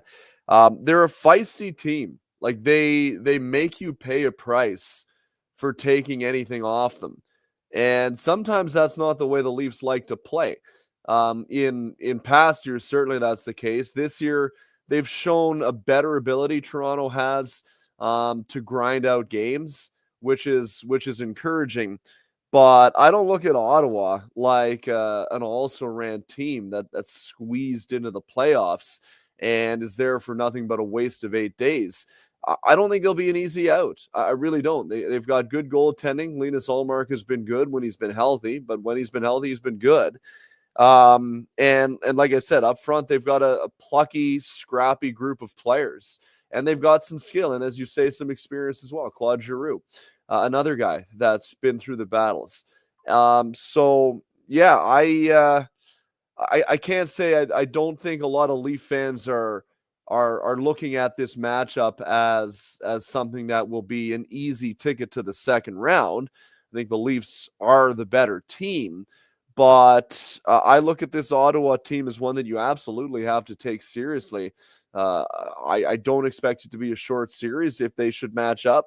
And quite honestly, like it would not be one where it's like 75-25. I look at it like probably maybe 55-45 in favor of the Leafs. Like, I think it'll be a close series. Dave, there is the announcement that the NHL is going to stick with Sportsnet and extend their deal. And I don't think this is great for hockey to have kind of monopoly on one.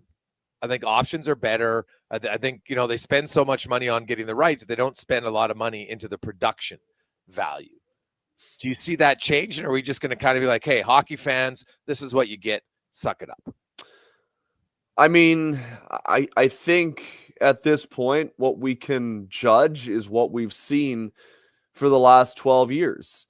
And I think it's fair to say that there has not been a lot of revolutionary approaches to the way that the game is broadcast compared to what we've seen, for instance, with TNT in the United States, where I think they've really pushed the envelope in a number of different areas, certainly with how they approach their intermission coverage.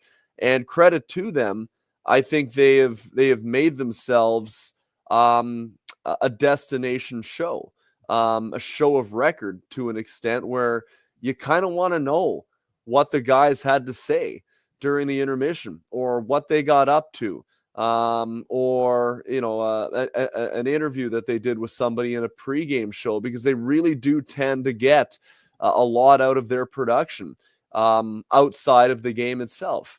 And what I've seen in Canada is that it has primarily been get the game on TV, get through the intermissions, and get back to the game. I was saying this to somebody the other day. The obsession with going through highlights from around the league for a full block during an intermission, to me, is surprising. I think that's quite honestly really a lazy use of time. We don't need to see highlights from around the league for a block of the intermission. Why? Those watching right now can see I'm holding up my phone. I want to get a highlight.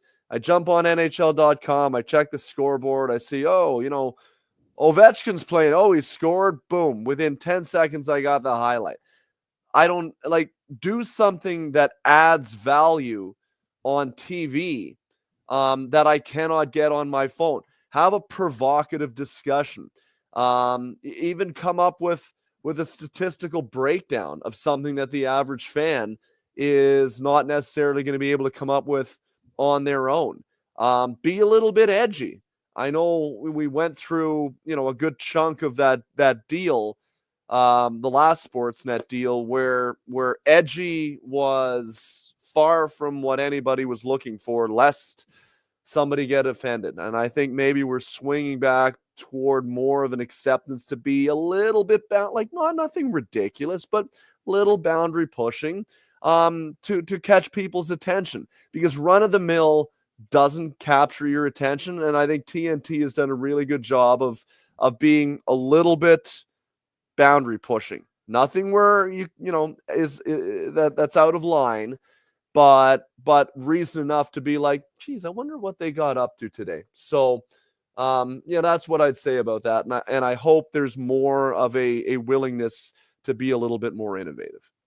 Yeah, I would agree with you wholeheartedly. I think they could change up some stuff. It's too much the same old every week. It's different games they talk about, but they don't add a lot of new or creativity into it. And I think that's a concern. What do you make of the Vegas Golden Knights? Yeah, I mean, they're a tough team to judge, I find, in the regular season because they don't care about the regular season. But they've been really good this regular season. They've won 6 in a row. I think they're going to win the division here in the Pacific.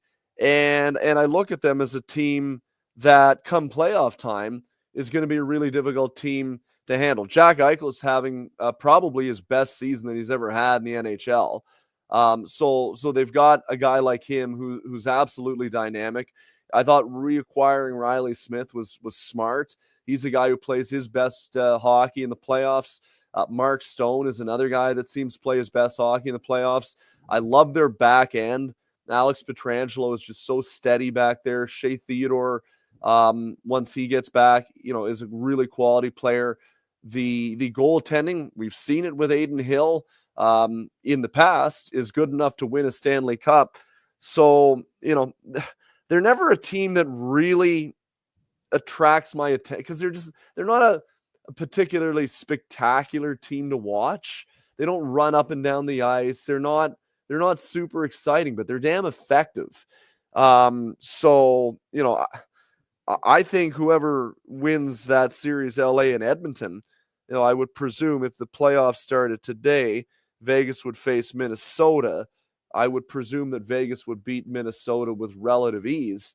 I think that'd be a tough second round matchup for either the Kings or Oilers because I do think the Knights are a good enough team where if they ended up the conference final, it wouldn't surprise me at all. And then once you get there, all bets are off as to whether or not you can go all the way. Well, I look at in the West and I still don't put LA in the category of Dallas or Colorado or Edmonton or Vegas and not even Winnipeg. Yeah, me either. I think LA is a good team, but I don't see them as a threat. Edmonton to me is the biggest wild card in the West because we haven't really seen a healthy lineup for them all season. And Kane and Frederick are such unique players at a time where the game changes and seems to fit their style of play. I don't know how much of an impact they'll be, but they have the potential to maybe be bigger than a lot of people think. And then you throw in if McDavid's going to be healthier now, that's a big factor. I also mentioned that Leon Draisaitl is absolutely killing it this year. Yeah, he didn't look like he missed much when he got back in the lineup. Another 2 goals for fun. He may be the only 50 goal scorer this year, but you're right. Like Edmonton is kind of an incomplete product right now because we haven't seen them fully healthy as a group yet this year. And when you add Evander Kane potentially and Trent Frederick, I would think quite likely back into the lineup, that gives you some different elements that they haven't really had at their disposal this year, and I think could really augment their team because I thought down their lineup, like their bottom 6, it's not as effective as it was last year. You drop those 2 guys in, presumably if they can hit the ground running right now, then you look at them and say, well, this could be a team that absolutely does damage. Like if they face LA, I'm still picking them to beat LA. They seem to have their number. They've got the 2 best players in the world, and they seem to find a way to get past LA. But can they get past Vegas if they meet them in the second round? That's where I think guys like Evander Kane and Trent Frederick could really shift the scales in the favor of the Oilers. And I think they'll have to, because if you're just going to rely on Leon and Connor to make the difference, I think you're asking a lot, because I think Vegas is a deeper team outside of the individual skill, like best 2 players in the world on Edmonton, but I think Vegas is deeper. If Kane, Frederick can come in and lengthen their lineup and add some different elements, then I think you're talking here. I do have concerns, though, about the back end, like in Edmonton and the goaltending. Stuart Skinner, I'm sorry, he's not been very good this year. He just hasn't.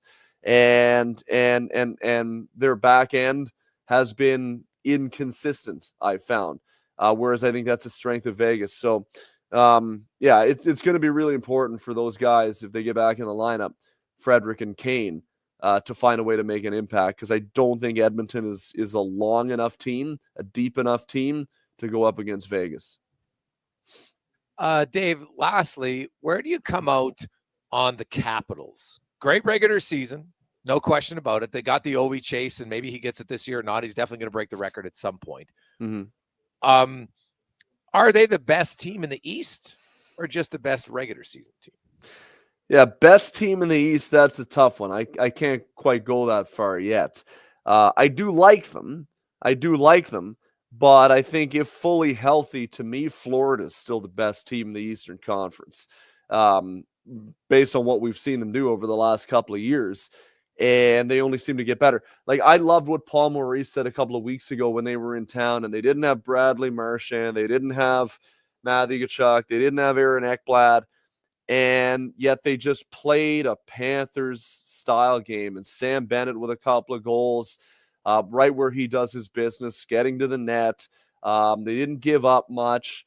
And I remember he said after the game, because the talk was like, it doesn't matter who seems to be in your lineup, you guys just continue to play the way you guys want to play.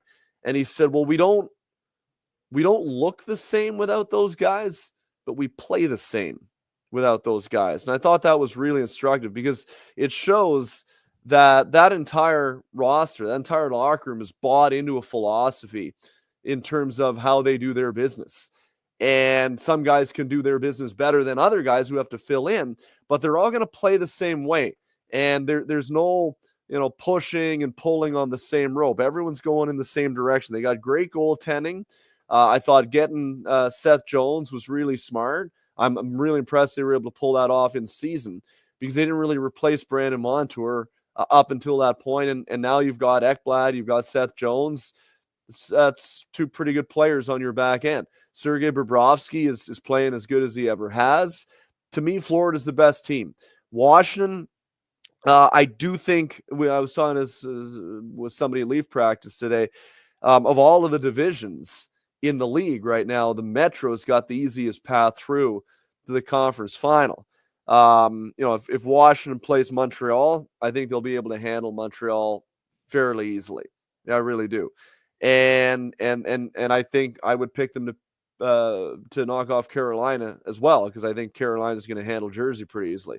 But their goaltending in Carolina scares the hell out of me. Freddie Anderson, Pyotr Kochetkov, they can be good, but then they can either both be hurt or they can be inconsistent. And I just like the way that Washington plays their style. They've got such heavy players, which seems to be the way the game goes at this time of the year. So I could see Washington getting to the conference final. I don't know if I'd say relatively easily, but without too much difficulty. But if you're asking me the best team right now in the East, it's still Florida to me until proven otherwise. Davey, great stuff as always, buddy. I appreciate it. Have yourself a lovely Tuesday. Enjoy the games. Okay, buddy. Feel better. There you go. Yeah, I hope so. That's Dave McCarthy from Sirius XM. Joins us every Tuesday here on Sports 1440. Gregor, Halley, Declan Kruger with you. It is game day. And by the way, Oilers fans, it's playoff month. Playoffs will begin in 18 days, April 19th. Oilers probably not until the 20th, maybe even the 21st. But Saturday night, the 19th, we are under 3 weeks away from the NHL playoffs. And whoo, baby, it should be fun. Take a quick break. We'll come back. We'll get your thoughts after what happened last year in the playoffs. Has your expectation bar been cup or bust? Or do you look and say there's lots of good teams? I got to be realistic.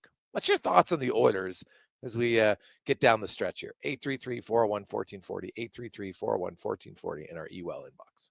At Fountain Tire, our focus is taking care of your vehicle. Your focus? Saving up to 25% off select tires. Plus, getting up to a $120 mail-in rebate on a set of 4 select tires until April 26th. So we both win. Fountain Tire. We're on this road together. Well, get ready for a silly hockey fans. Your partner in power just skated onto the ice. EWEL.ca, the new e-commerce website for electrical wholesalers Edmonton, is ready for the power play 24/7, 365. UL skates to where the puck will be in 5 years. Now that's forward thinking. Killer selection, slamming products from the best brands, and legendary service. Don't sit on the bench. Get your account today at EWEL.ca and win that project. Plug into your partner in power. Get an EWEL.ca account today. Iron deficiency is very common and can lead to a lack of energy, irritability, and anemia. Platinum Naturals Easy Iron at Vitality Health Foods is a gentle, fast-acting iron supplement that's easier for your body to fully absorb. Find it at Vitality Health Foods, where customer appreciation is the first Tuesday and Wednesday of every month. The Alzheimer's Face-Off presented by Christensen Communities Limited hits the ice April 25th to 27th, pairing hockey fans with some of their favorite players from the NHL Alumni Association for a fun-filled weekend in support of the Alzheimer's Society of Alberta and Northwest Territories. Friday features a Champions Luncheon followed by the teams hitting the ice on Saturday and Sunday in a friendly hockey tournament at Terwilliger Rec Center. To purchase a table to the Champions Luncheon or to learn more about how you can get involved in the tournament, visit alzheimersfaceoff.ca for more info.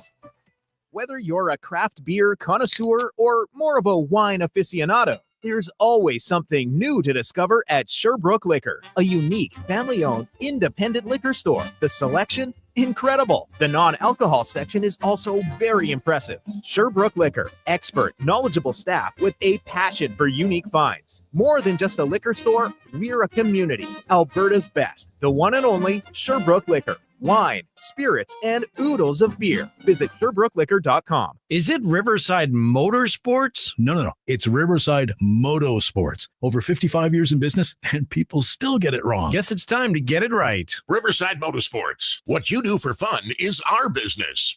Experience more at the Edmonton Expo Center. Come for Canada's largest trade show, the biggest names in entertainment, exhilarating sporting events, and more. Stay for the experience. But it doesn't end there. Maximize your brand exposure with Edmonton Expo Center's new cutting-edge feature screens, spanning Western Canada's largest venue space. Captivate an annual audience of over 1 million visitors during iconic events like Pro Rodeo, Disney on Ice, Glow, K-Days, and so much more. To learn more, call 780-660-0514 or visit EdmontonExpoCenter.com today. Diablo Boots sells only Canadian-made work and biker boots made by Canada West. No American or boots made in China, so no tariffs. All of Diablo's boots have replaceable soles and heels for longer life. Sizes 6 to 14 Triple E. Buy quality, buy Canadian. And support Canada West and Diablo, the two best names in the boot business. So save on boots by Save On Foods. That's Diablo Boots, 3340 Gateway Boulevard on the east side of Save On Foods. Buy Canadian. They're terrific.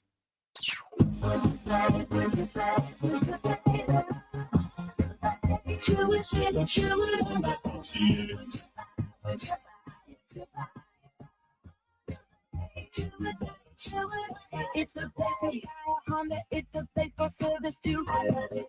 I love my Honda place. Would you buy it? You would buy it. It's the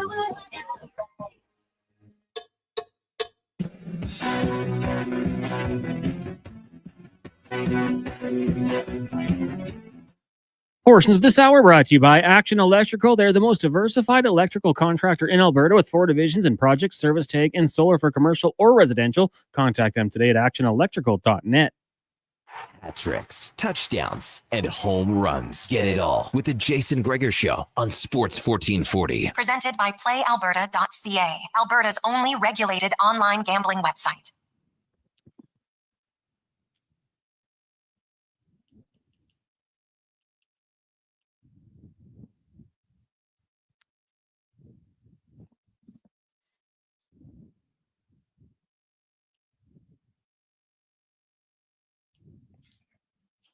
.348. Welcome back, Gregor, Halley, Declan Kruger with you. Sports 1440, Oilers Nation, YouTube, Facebook, and X. Struds will join us coming up in the next hour. We got Spec and DVD. But I do want to get into, and we got a lot of texts coming in at 833-401-1440. 833-401-1440. Or feel free to chime in. You can call the same number. We asked. It's April now, so I think you're more focused on the playoffs. The Oilers are making the playoffs.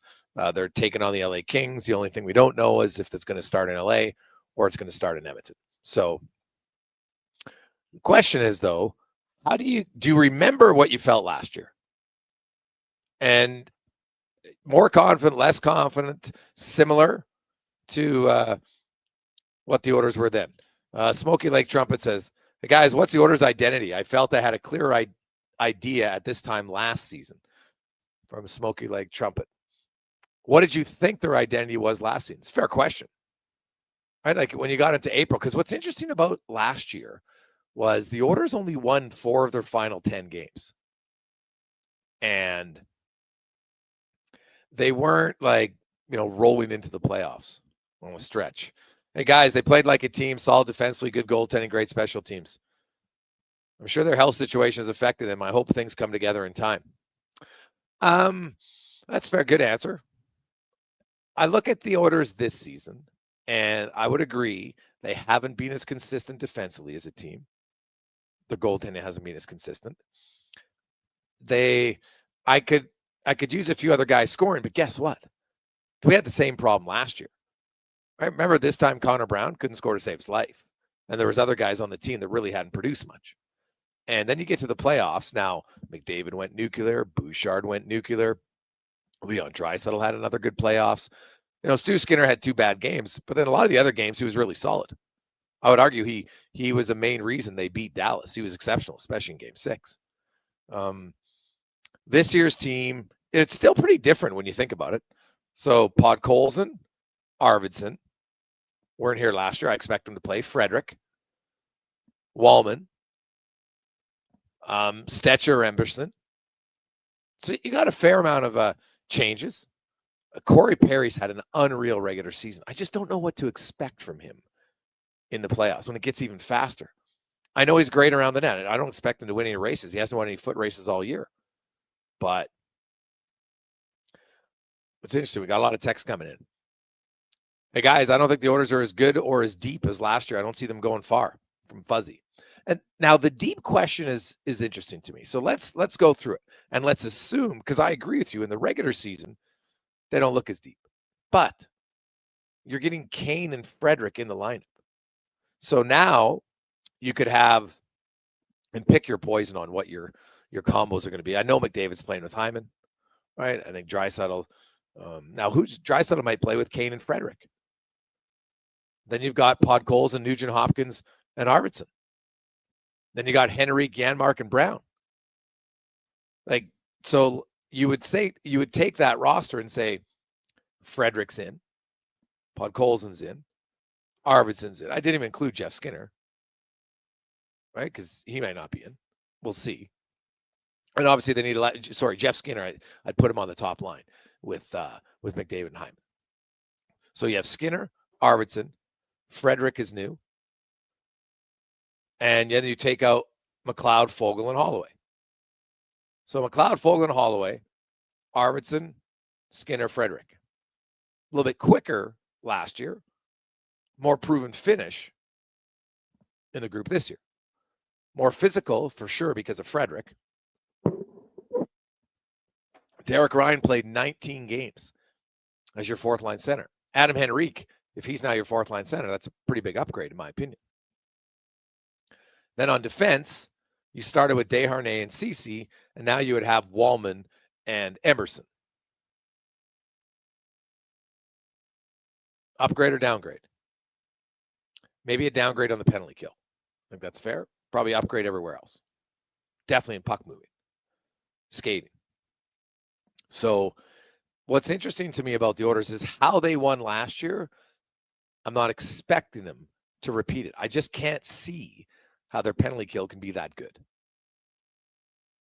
To only allow 4 goals in 25 games while scoring 3 shorties to be -1. It's unbelievable.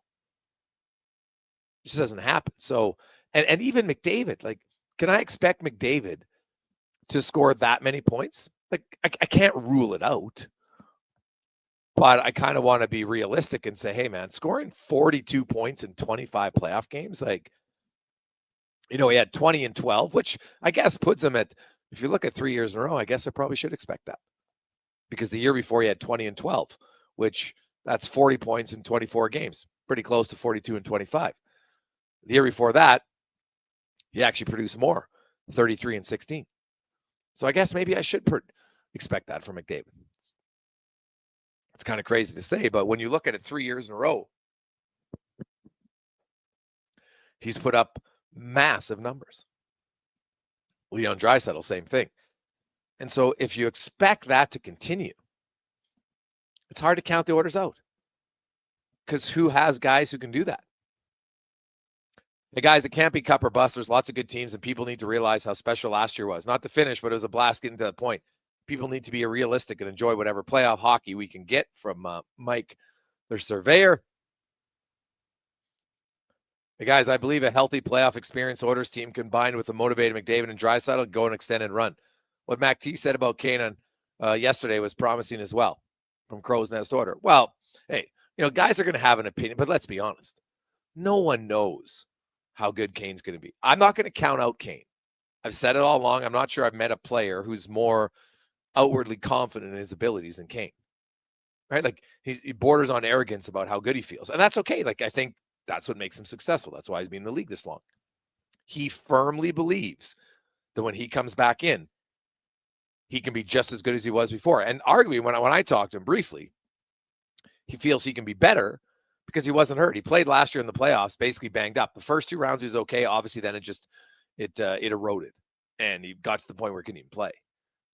Couldn't really do much else on the ice. He was in a ton of discomfort every time he took a stride.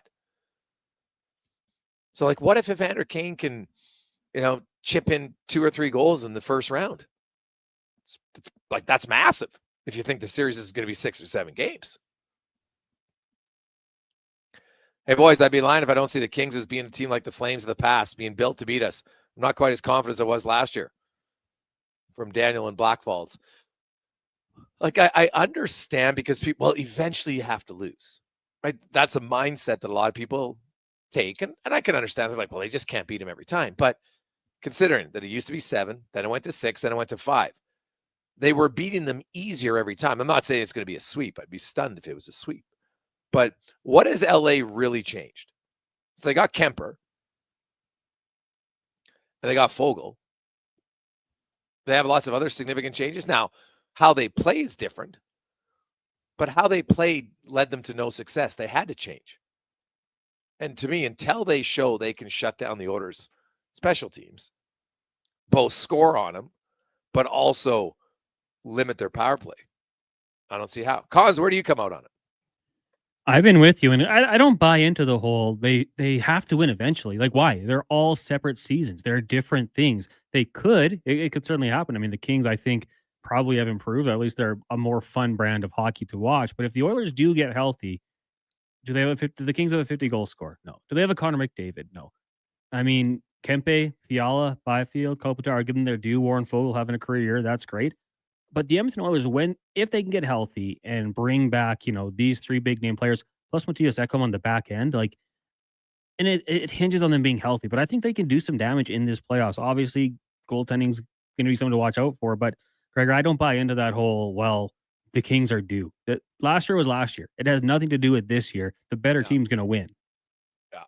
And, while McDavid's numbers were out of this world, like for Draisaitl, by his standards, 31 points in 25 games, still very good, don't get me wrong.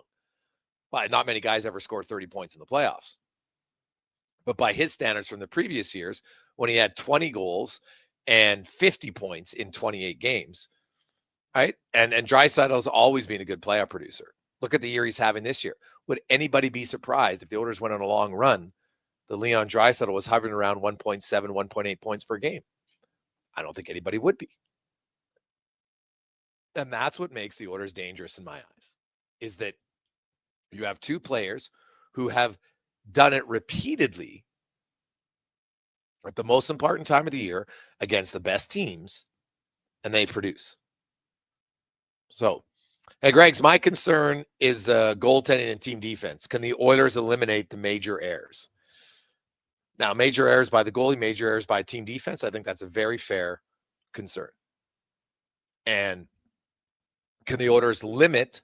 You're never going to reduce it completely, but can they limit chances off the rush? I have to. Hey, guys, I think Kane and Frederick add elements that are worth their weight in gold. It's only if everyone else can elevate their game and those two stay healthy. If the team has been saving their energy with the rope-a-dope mentality, it works. It could be an epic run. But if not, this summer could be a long and ugly one in the City of Champs from Mosey. Well, is it going to be that ugly? Like, people, if the Oilers don't win the cup, people are going to freak out. Right? But the people that freak out, they freaked out when the Oilers lost Game 7.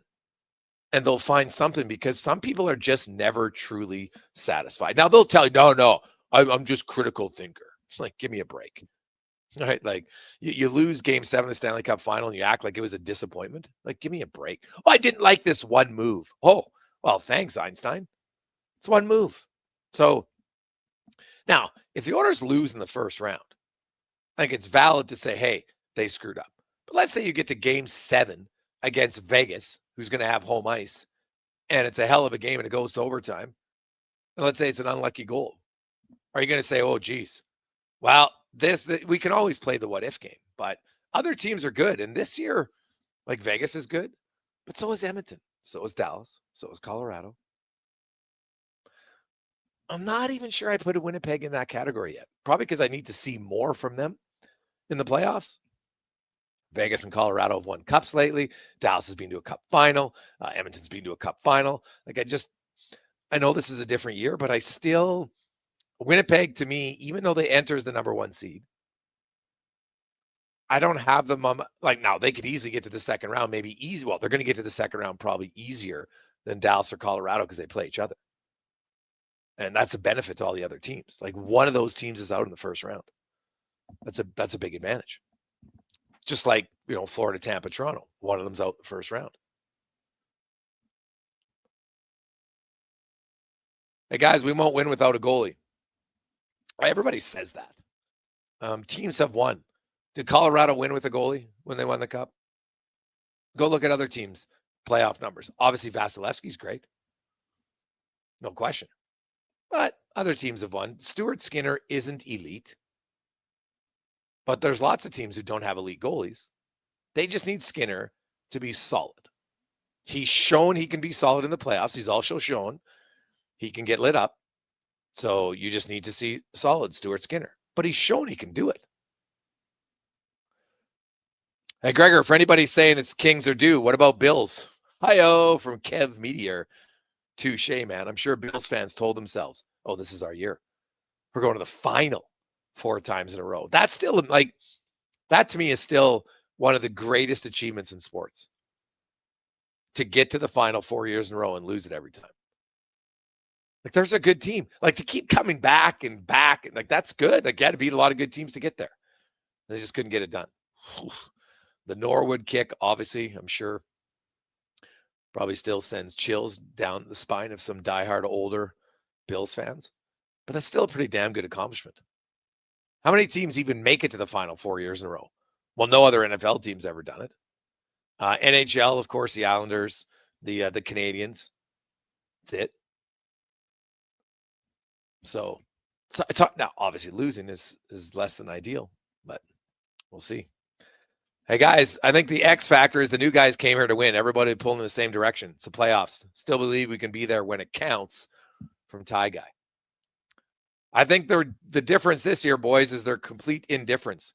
I'm not watching it anymore because of the Bowman hiring. It's freed up so much time and it's glorious. Hope they win the cup for the players' sake and everyone in the organization.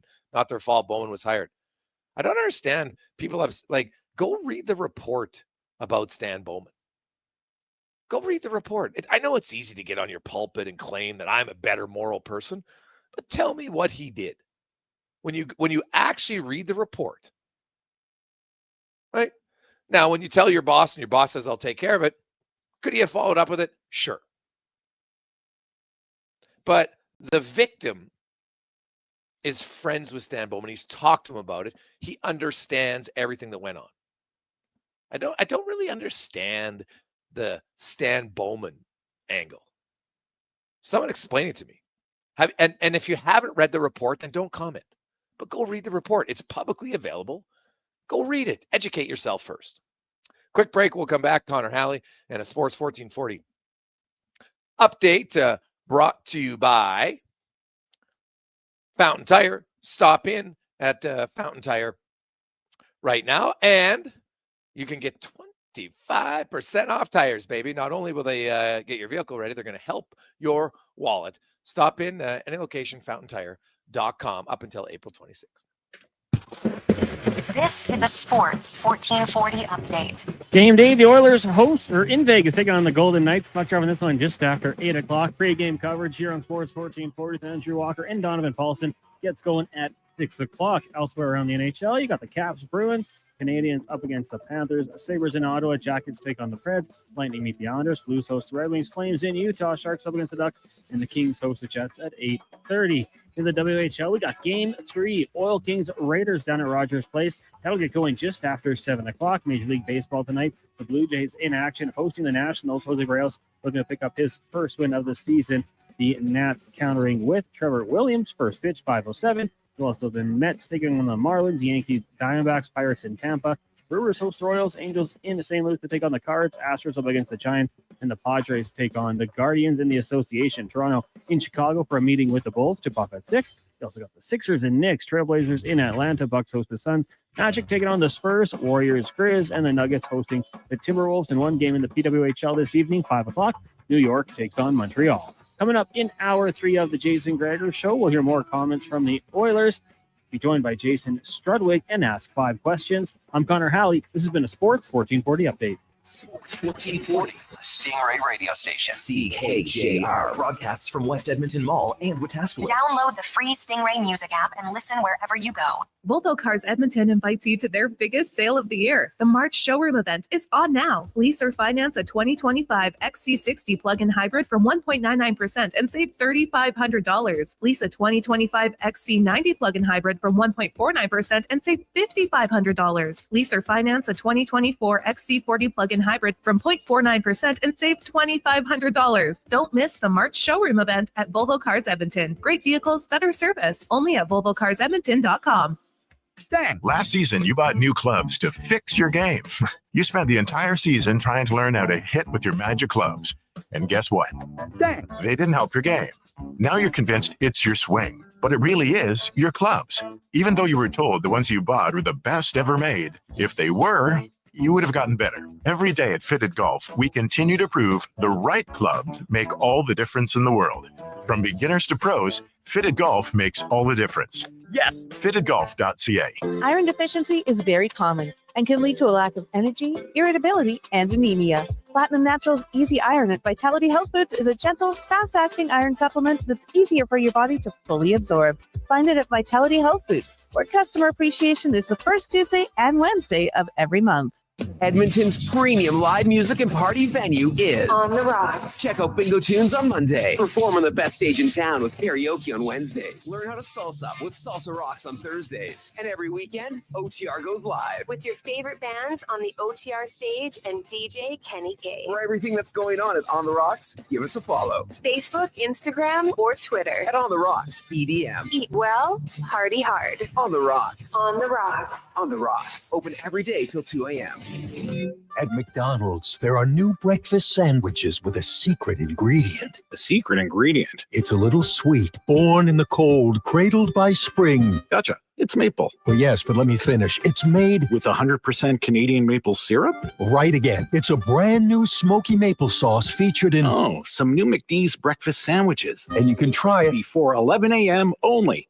Wow, you're good at this. I know what I like. Ba-da-ba-ba-ba. For a limited time at participating McDonald's restaurants in Canada. Explore Internet just got 10 times faster. 5G Ultra brings incredible speeds to homes in rural and small town Canada. Upgrade today at xplore.ca.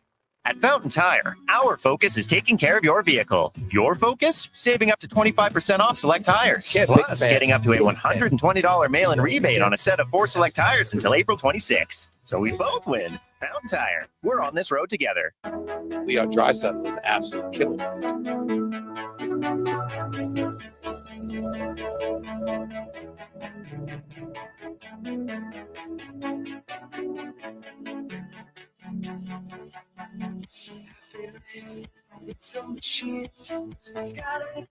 Portions of this hour brought to you by Papa John's. It's Terrific Tuesday. Get 40% off any regular price pizza when you use the code word 40Tuesday at the start of each pizza order at papajohns.ca.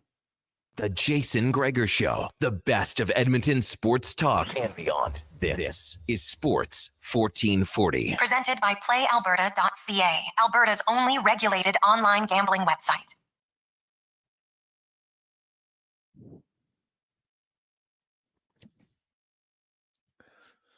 Gregor, Halley, Sports 1440, Oilers Nation, YouTube, Facebook, and X. Hope you're having a lovely Tuesday. Of course, the Oilers in Vegas tonight start a 4-game road trip. Their last extended road trip of the season. They do have 2 1-gamers after this.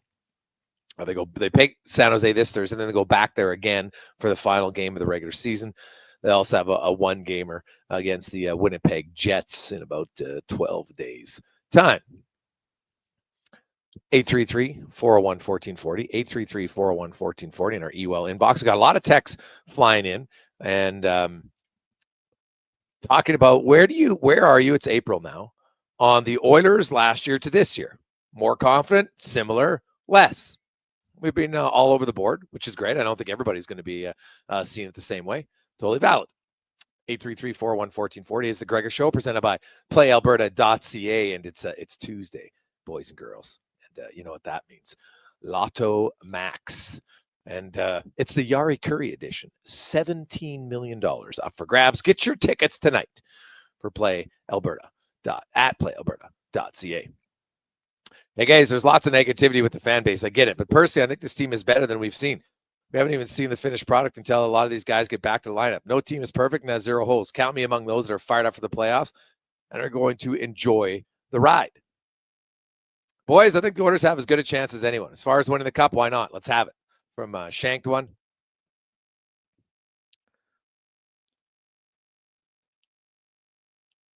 Hey, Greg, you said to read the report to happen with Bowman, but 98% of people aren't going to do that. What boils down to is another classic example. The Oilers taking on a controversial person into the club. Doesn't matter whether his hands are dirty with what happened or not. There are plenty of options for the Oilers to go with. They didn't need to go down that road and take someone that's been in a negative spotlight for his role as a GM. From Elevator, Darren.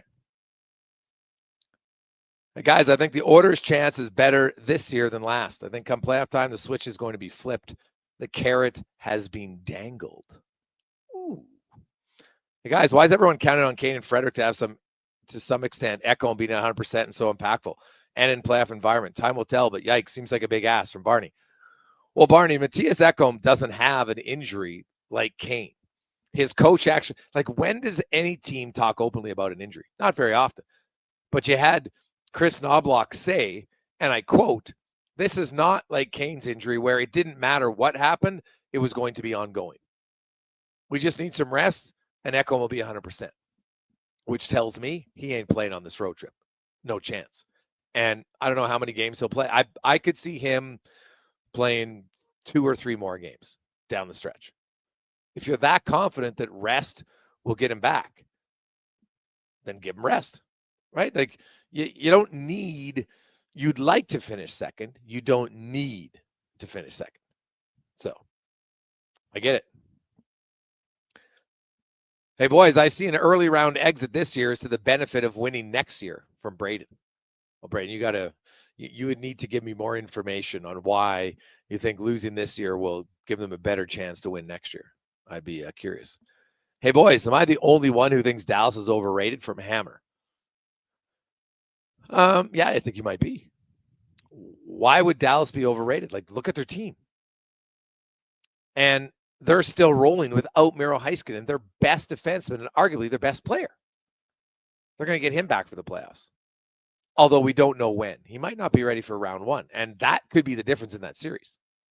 What if Heiskanen only comes in game 4 or 5 and now you're down 2-1 and 3-1? It might be too late. But they're going to get Sagan back. Look at the depth they have. They just added Mikko Rantanen. It's a pretty big-time player. Thomas Harley, I love on the back end.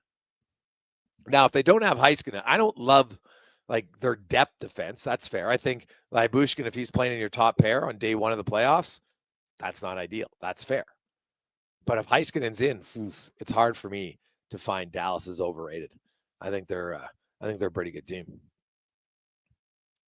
Hey guys, Kane, Draisaitl, Frederick combo is good enough to go up against the Byfield line defensively outside of Draisaitl. I think the biggest thing making me feel uneasy is the goaltending. Kemper is a major upgrade over Skinner this year, as well as he is over Rittich and Quick. Well, as far Trent Frederic's a really reliable player. Trent Frederic, he's a penalty killer. There's no qualms about his defensive game. None. I know other fans haven't seen him, so I understand it. But I'm telling you, talk to people in Boston. Frederic, he is not a defensive liability. He's a solid defensive player. So you can go up, and as much as it is, Byfield, they still got to slow down Leon Draisaitl. And no one's been able to do it all season, despite playing with guys who are producing nothing virtually. So I wouldn't be too now. Kane, I don't know if Kane's going to start on the second line, to be honest. Right? I could see it being Frederic with Draisaitl and maybe Arvidsson. I could see that. We'll see. Like Frederic can play the right side. He's a left shot, but he's played a lot of the right side. So maybe he's going to be the right winger with Podkolzin and Draisaitl. See what happens. Hey boys, I'm definitely not as confident as last year. I can even see the Oilers not making it out of the first round. They've been so up and down. It's tough to be confident in them. Picks. Well, that part is fair. That they have been up and down, but when they were up for a 30-game stretch, the Oilers are the best team in the NHL. So they're capable of it. Now, are they capable of doing it at the crunch time? Very fair question. I don't know the answer. Hey, boys, I'm thinking about the same space I was last year with the Oilers from Gleason.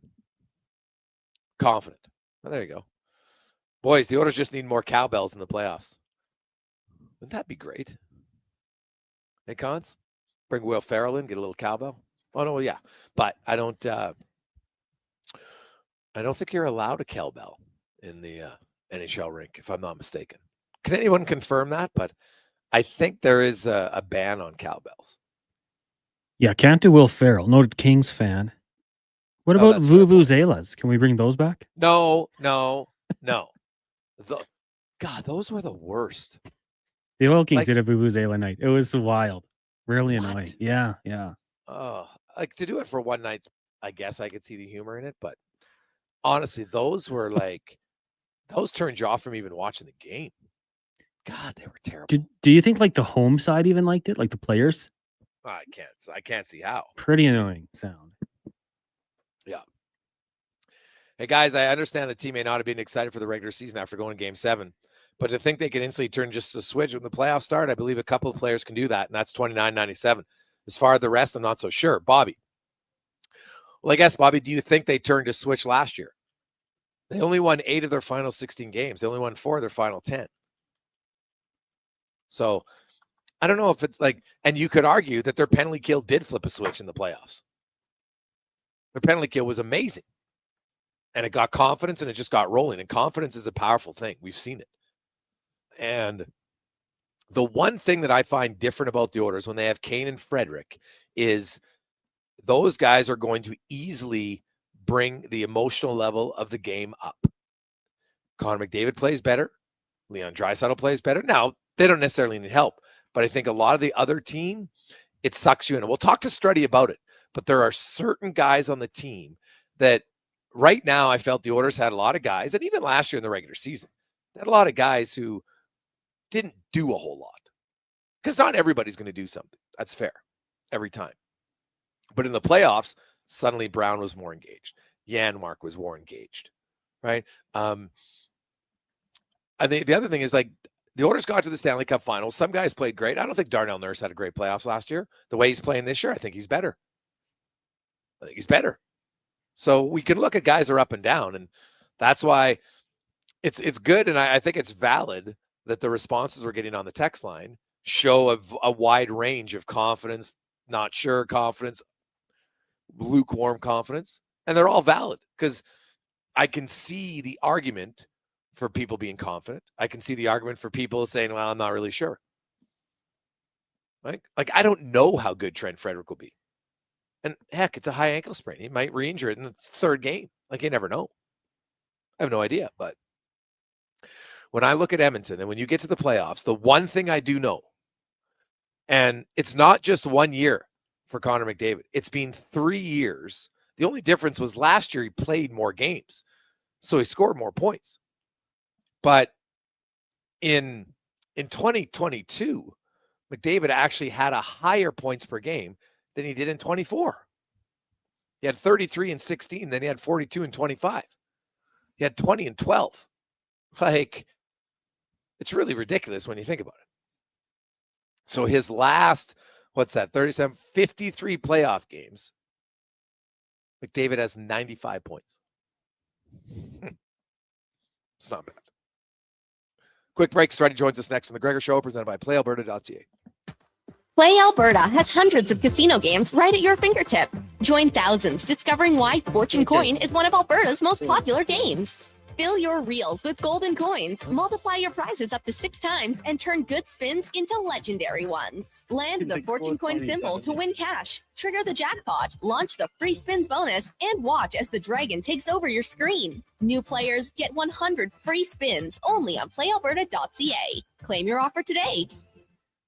Legacy Heating and Cooling is the #1 heating and cooling company for people who want heating and cooling, because you'll save a bundle by bundling. Then you can use hot, cold, Common thermostat, do what you're told. Turn up the heat, turn up the cold, till the vents start pushing out tornadoes. Bundle my furnace with some AC. Gonna get a new from Legacy! Oh yeah, save a bundle when you bundle your new furnace and AC from Legacy today. Plus no payments and no interest for 1 year. That's how you build your legacy. Legacy Heating and Cooling.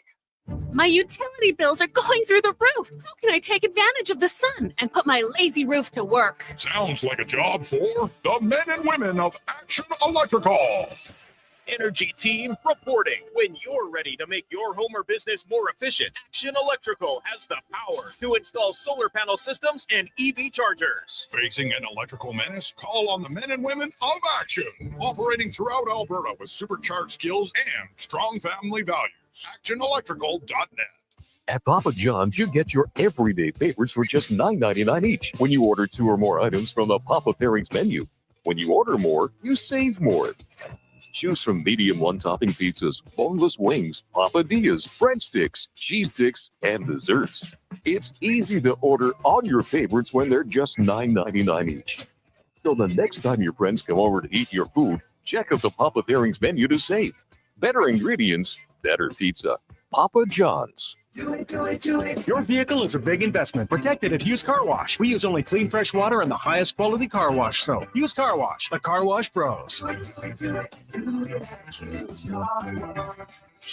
us at hughescarwash.com. Iron deficiency is very common and can lead to a lack of energy, irritability, and anemia. Platinum Natural's Easy Iron at Vitality Health Foods is a gentle, fast-acting iron supplement that's easier for your body to fully absorb.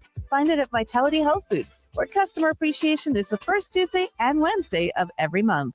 Explore beyond the boundaries of capability and value during Truck Month at GMC. Right now, get 0% financing for up to 72 months on the 2025 Sierra 1500 Crew Cab Pro Graphite. With a TurboMax engine delivering 310 horsepower, GMC Pro safety features, including automatic emergency braking, plus a max towing of up to 9,500 pounds. You'll be ready for anything this truck month.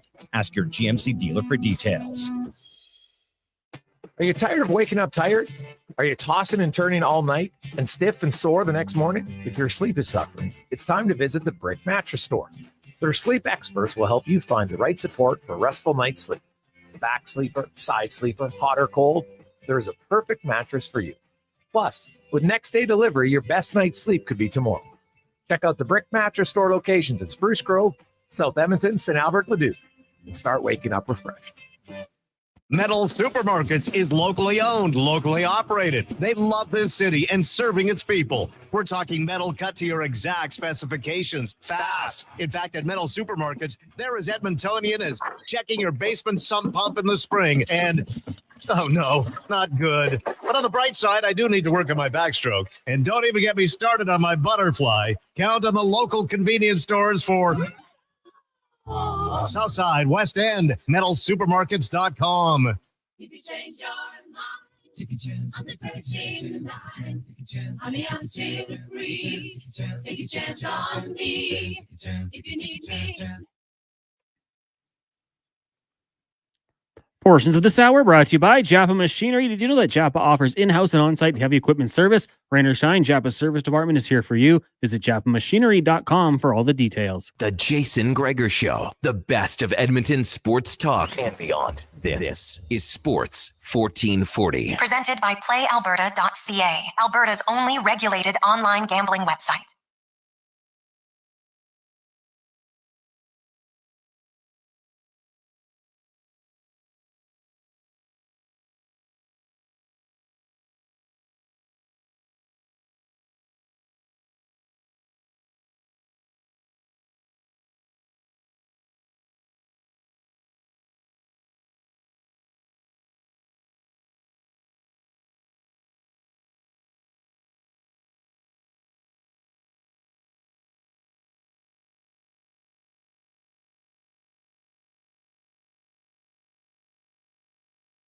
It would probably help if I turned my button on. But welcome back to the Gregor Show, presented by PlayAlberta.ca.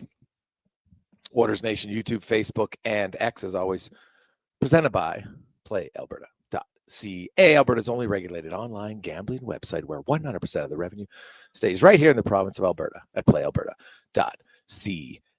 As it's time for Struds On, brought to you by Action Electrical, one of the most diversified electrical contractors in the province, offering you great quality work all the time and a very high threshold of business morals. The Action Electrical team will never screw you over. actionelectrical.net.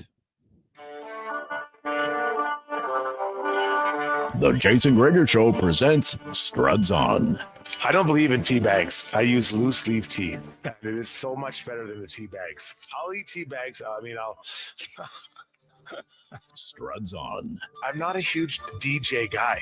I guess if you hand me a couple glow sticks and a tight white t-shirt that I can get wet, maybe I'd be into it. Struds On. There's a lone steakhouse I used to go to down in Kentucky, and they had bowls of peanuts. I wasn't sucking on those ones. You need to have clean nut. I'm talking about the kind you get in a bag at an Elks game. You know what I mean? It's time for Struds On.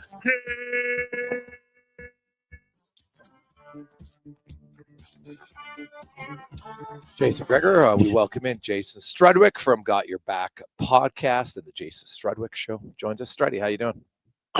Good, man. They run out of cough drops in St. Albert. What's going on? Holy geez, dude! It's a tough slog here for a few days. Tough slog. I've got lozenges. I'm trying different tea remedies, man. I'm gargling with cayenne. I'm trying it all. It's like I had it for a while too, and you can't shake it. Like it's just crazy. And it's like I've never been sick like that, where it just lingers. Yeah. So it's only been a few days. So I'm hoping it goes away. But it's been a rough few days, to say the least. But hey, so it's ready coming up on playoffs, buddy. Play hurt. Play through it. Anybody? Yeah, exactly. I'm definitely not going to complain.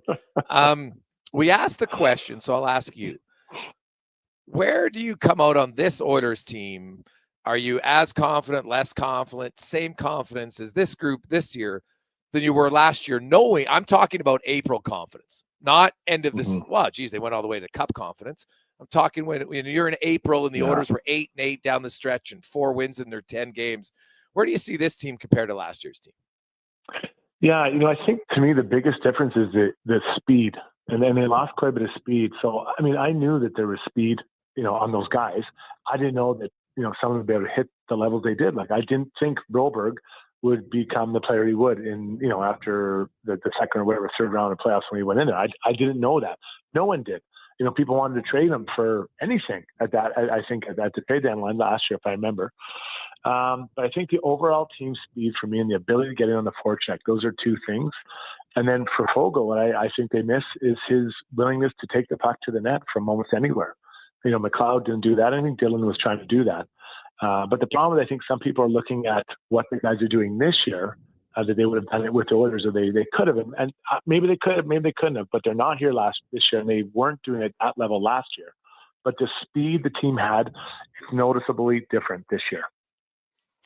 Yeah, it's funny you say Broberg, because he didn't start the playoffs, right? He came in that Dallas game, and Broberg definitely had speed, and he scored some key goals for sure. But what's interesting about Broberg is if you actually look at his on ice numbers, they weren't great, right? Like he outscored teams, but he got outshot heavily and outchanced heavily. They just when he was on the ice, he had a ridiculous 967 save percentage. So that helps. It helps a lot. So it is interesting when, like, Broberg to me is a great example of, you see the goals, and in the playoffs, maybe that's all that matters. It doesn't matter anything else. It's like, hey, are you chipping in? And so that's what matters. But if you look at the overall numbers underneath, you'd be like, wow, it wasn't like the guy dominated, but everybody has a really good memory of him. It's kind of like the Oilers penalty kill. Like the Oilers penalty kill was mind-blowing. And I think that's going to be the key. But I'm looking at some of the numbers here, Struds, and these are guys that aren't in the playoffs this year. Derek Ryan outscored 10-2, 5-on-5. Ryan McLeod outscored 12-4, 5-on-5. Vinny Desharnais, 13-5. Warren Fogle, 17-9. So all those guys are gone. Cody Ceci, 19-13. Right. So it's interesting that the guys that are gone were also the guys who got outscored a lot, except for Holloway. He was 14-10 goals for against. And that's the playoffs last year. Yeah, that's the playoffs last year. Yeah, and that's interesting, So, those guys, I'm guessing their numbers are a little bit different this year, especially Holloway, who's absolutely destroying the league. But it's, so you're looking at, can guys that are here now, can they have different numbers there, but can they also kind of get in on that forecheck? Because those guys got on the forecheck. And I think that the speed stressed other teams' D. And, like tonight against Vegas, do you think that this group of forwards is stressed, or a group of D is stressed about the speed of the Oilers forwards? McDavid's not in there. You mentioned some of the guys already not there. So they got to get in there quick and try to make these guys suffer and play D. Well, yeah, you look at it's funny, tonight's lineup, no Ekholm, no McDavid, no Frederick, no Kane, no Skinner, and then no Hurdle and no Pietrangelo. So whichever team wins tonight, I'm not sure they take much away from. Now, the Oilers would probably, hey, look, we beat them without all of our guys. But Vegas is going to be like, yeah, well, we didn't have Pietrangelo, we didn't have Hurdle, and away they go. But the guys I mentioned, like Frederick and Kane, we haven't seen Frederick, right? But he is practicing, so that's a good sign. I'm not sure we'll see him on this road trip, but I think we're going to see him next week for sure. And like, what do you think he can add, Struddy? Because the one thing he will add that none of Fogle or Holloway or McLeod had was a real physical edge to his game. Yeah, and I think a willingness to be a little bit unpredictable. Like that's what Kane brings, right? And I think Kane's more unpredictable than Frederick, but that ability to get in there and make D-men suffer with hitting, but also getting on the forecheck. So the fact that he's skating, getting going, that's really huge. The challenge when you ever come to a new team, and I think it's harder for forwards, is to figure out what your system is and then figure out what your other two forwards want to do. When you're a D-man, there's just you and another guy, and usually you kind of know what the guy's about, right? Like, you go to a new team, I'm like, well, I kind of know what he's about. It's only one guy, so I'm just worried about him. Now when you're a forward, and this was when I played forward, is always a challenge to figure out a little bit, okay, what does my center do? What does the other winger do? Then what do those two guys do that I can try to help with? Now, luckily, we weren't the most skilled line, so it was pretty north-south hockey, but you add a little bit, let's say he played with Leon and Connor. Let's just say, well, that's a lot to figure out, and to figure that out in game one of the playoffs wouldn't be ideal. So the more games you can get in to figure out and play with those guys, understand what it's like and the rhythm of it and how they want to play and how he can help them, and then kind of let his teammates know how he wants to play, or he can play if he's at his best. Because for me, he's got to get on that forecheck, drive, shoot pucks, drive net, kind of like Kane. We hope Kane would do as well. And now that adds two complete wild cards to this lineup that they don't have. That it's just not up in the front. Well, what's your expectations of Kane? Because Strud, now you played a long time. I don't know if you could remember a teammate that was as confident in themselves as Kane, right? You know what I mean? I'm not saying that as a negative. That's right? The only guy. Connor Halley is the cockiest guy I know. But Kane just walks in and he's like, I expect to be good. And even if how much do you think that's going to help this team? And how much do you think, can he get by an adrenaline for the first round? Well, get by an adrenaline until he kind of gets his body underneath him, and this isn't an indictment of Vander Kane. This is of just reality. You haven't played for a year. Yeah. It's a long time, and he hasn't done a lot for a year. So it could be Superman. Man just lays on his couch for 7-8 months. There's a time to get yourself back up and running. Now he's a good athlete. There's no doubt about it. And I think he may surprise, but I think my expectations are going to be low to be fair to him. Not because I think he's a good or bad player anymore, but just to be fair to someone who's been out that long. So if you expect, if he can, I wonder how long the quality of a shift can be. Like, can he go for 45 seconds hard? Are we going to see 20 seconds and him? Right. It's going to take him a while to build up that 45 seconds. Again, not because it's Evander Kane. It could be name the player.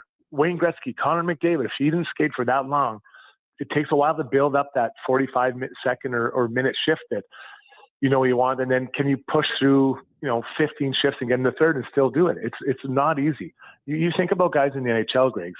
They've spent probably since they're 15 or 16 building up a base of aerobic ability and strength that they've had. It's years, it's in decades in some cases, but it's a long, long time. So you shut that off for 6-7 months. It takes a while to get it back. Now it remembers, but the body still has to put the work in. So, every day that Kane's on the ice, he's having a good practice and he's got tempo and he's feeling, hopefully extending that ability to those things I talked about. So, I think that, yes, the adrenaline will be flying through him, and he's Evander Kane, so he's going to annoy people on the other team. But I think expectations be at a level that are in line with what he's been doing or been able to do, not doing, but been able to do for the last almost year. Yeah, I agree with you. Like I've always said, I'm like, hey, he's a bottom six forward, and if he does anything more than that, I'm doing cartwheels. Oh, and absolutely, that would be huge. You don't hear teams don't talk about injuries very often, but Knobloch said when asked about Ekholm, he said, hey, he came back from Four Nations, got nicked up, sat out for a bit, came back and played, and it wasn't where they wanted it to be. And then he went on to say, remember Evander Kane, it didn't matter what was going to happen. Kane's was going to be ongoing until it got fixed. He said Ekholm's just needs rest, and he used it, not my numbers. He said 100%. So you think of Ekholm, probably not going to play any of the 4 games on the road. Maybe he gets back 1 or 2.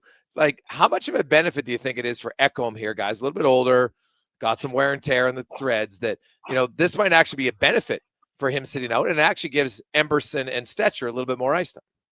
Yeah, 100%. And so, you look at where they're on the standings as well. If they were 2 points behind Vegas, this might be a little bit different conversation. But they seem to settle into this 2-3 spot in the Pacific Division, and they're going to have to fight maybe from the bottom up, through another hopefully long playoff run. So I think him sitting out now and getting 100% would be really good.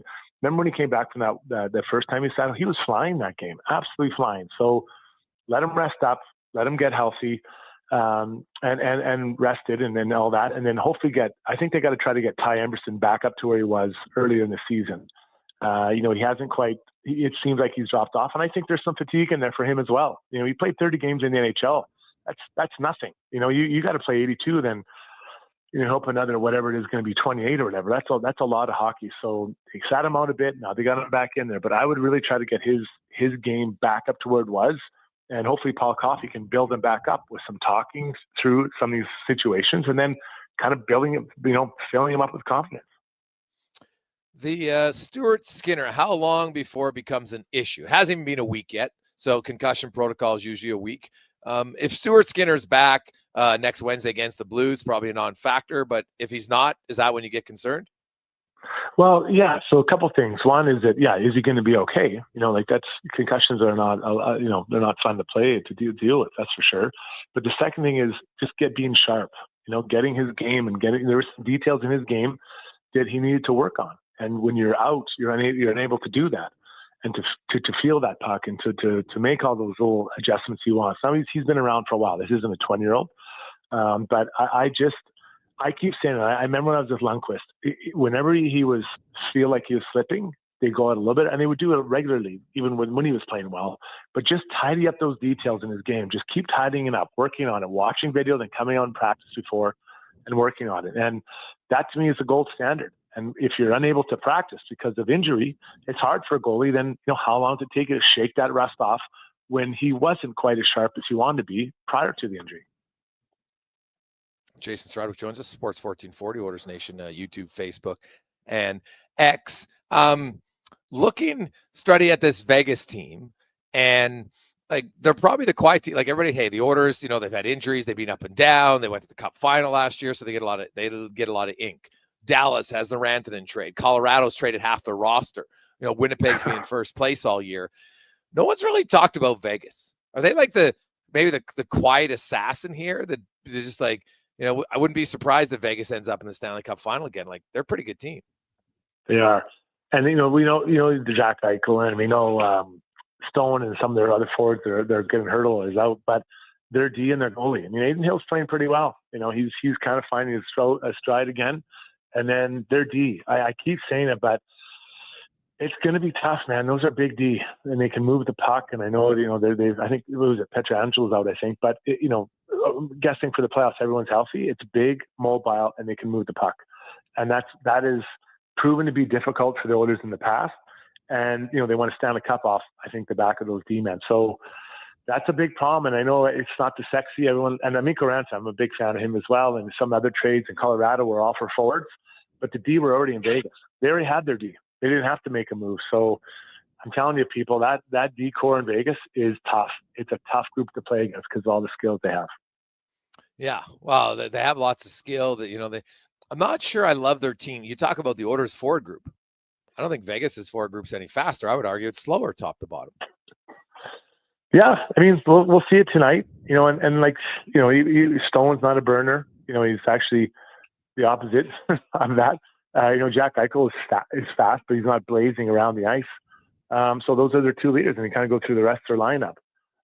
But I think that they're built on a good team game, and they're built off the back end of their goalie. Like they're gonna make it tough for you in their zone and try to get to mill the ice. And, I remember that playoff series. We talked about it a ton, Greg. The Oilers are in the Vegas's end, but they weren't really scoring, weren't getting to mill the ice. And that's what they'll do. They'll rope a dope for a while, then they'll come out and strike when opportunity arises. Lastly, Struddy, when you look at the other race, we know that Colorado's going to play Dallas. What about the Jets? Are the Jets just a rung above the Leafs in the they have to show me? I mean, sorry, a rung below the Leafs. Like at least Mark Scheifele has proven, his regular season numbers match his playoff numbers. He hasn't gone down like the big stars in Toronto have. Or are the Jets a team that still have to answer some questions come playoff time? This is a team for me that is historically let me down. I go back to when they had Bufflin and all these other Blake Wheeler was there and a younger Mark Scheifele. I thought they were a really good team, and they were never able to get over the hump. And then you put in last year's playoffs. Like that was really surprised how they went down. And quite honestly, Hellebuck, was it him or was the team in front of him? I mean, they really got lit up. So that's a real shocker. So because of that, you're going to have to show me, even though they're going to, maybe have first or second place in the NHL, you've got to show it in the playoffs. And, I'd be interested in who their first matchup is. I don't know that that'll be a major one, but get into the second round and you're playing Colorado or the Stars. Those are two pretty good teams, really good teams actually. So, but I'd still give him the nod in net with Hellebuck if he's at his best, because he's been the best goalie in the league. Yeah, well, him and Vasilevsky for sure. Lastly, Struds, when you look at what Corey Perry said after the Dallas game, and then you saw how they responded against Calgary. I don't expect it to be every game, especially the games against San Jose, which I don't think are going to be intense. But I kind of get the sense that Corey Perry's play and his actions in that Calgary game were like a message to his teammates, like, "Hey, we got to get into playoff mindset starting now." Yeah, and I think that's fair. This guy knows, right? And he seems to just has the feeling of what's required, right? Or gamesmanship, whatever you want to call it, and just start cranking things up. But there's a lot of players on this team I think need to embrace the Corey Perry mentality. And I'm looking at Ty Emerson. Stetcher's already proven it, right? I'm looking at Max Jones. If he gets in there, like you've got to be physical and get in there and let people know that you're on the ice and try to be aggressive. Brown is another guy that can get in there. You don't have to fight, but just make it hard to play against. And I'm sure Corey Perry's had some chats with guys. Hey, we need you right now, man. We need you going. We need you. Paul Colton, another guy. Don't think, just do. If someone does something, get in there and do it. You know where you're going to end up. Like, let's say they're playing San Jose and someone runs over whoever, Evan Bouchard and Paul Colton on the ice. Just go over there and jump. Just jump. Just start hitting them. Do anything. Like, just respond and start getting that feeling of what it's like to battle every night and know that you're here. Then they're going to let them know that you're here, and then other guys will start following. Then you add in, the two guys we talked about earlier, Frederick and Kane in the playoffs. Darnell Nurse has been pretty physical all year. Like now, and Echo comes back. He's been physical. Now you got something there that's a hard team to play against on top of the skill they already have. Strudwick, great stuff, buddy. Have yourself a lovely Tuesday. We will chat with you next week. Good luck with the recovery, buddy. We'll talk to you later. Just trying to get through, Strudwick, trying to get through. Take a quick break. We'll return on the Gregor Show, presented by PlayAlberta.ca. Volvo Cars Edmonton invites you to their biggest sale of the year. The March showroom event is on now. Lease or finance a 2025 XC60 plug-in hybrid from 1.99% and save $3,500. Lease a 2025 XC90 plug-in hybrid from 1.49% and save $5,500. Lease or finance a 2024 XC90 plug-in hybrid from 1.49% They run out of and cops in St. Albert? What's going on? Holy jeez. Showroom event at Volvo Cars Edmonton. Right? Great You know what I mean? And that's the negative. That's the only guy. Connor Halley is the copyist guy I know. But This is Changes Nuggets, brought to you by Legacy Heating and Cooling. What nugget of heating and cooling advice does Nuge have today? You can save a lot of money by bundling your new furnace and AC with Legacy. It's kind of like saving money on an endorsement by bundling me, Ryan Nugent-Hopkins, with someone like, Zachary Martin Hyman. Thanks for suggesting me, Nuge. Get no payments and no interest for 1 year on your new AC and furnace from Legacy Heating and Cooling. Proud sponsor of Nuge's Nuggets. At Papa John's, you get your everyday favorites for just $9.99 each when you order 2 or more items from the Papa Pairings menu. When you order more, you save more. Choose from medium one-topping pizzas, boneless wings, papadillas, breadsticks, cheese sticks, and desserts. It's easy to order all your favorites when they're just $9.99 each. So the next time your friends come over to eat your food, check out the Papa Pairings menu to save. Better ingredients, better pizza. Papa John's. In 1973, deep in the basement of an Edmonton family home, an elite team of specialized forces came together to form Action Electrical. Action Electrical Divisions assembled. Projects team reporting. Service team reporting. Testing team reporting.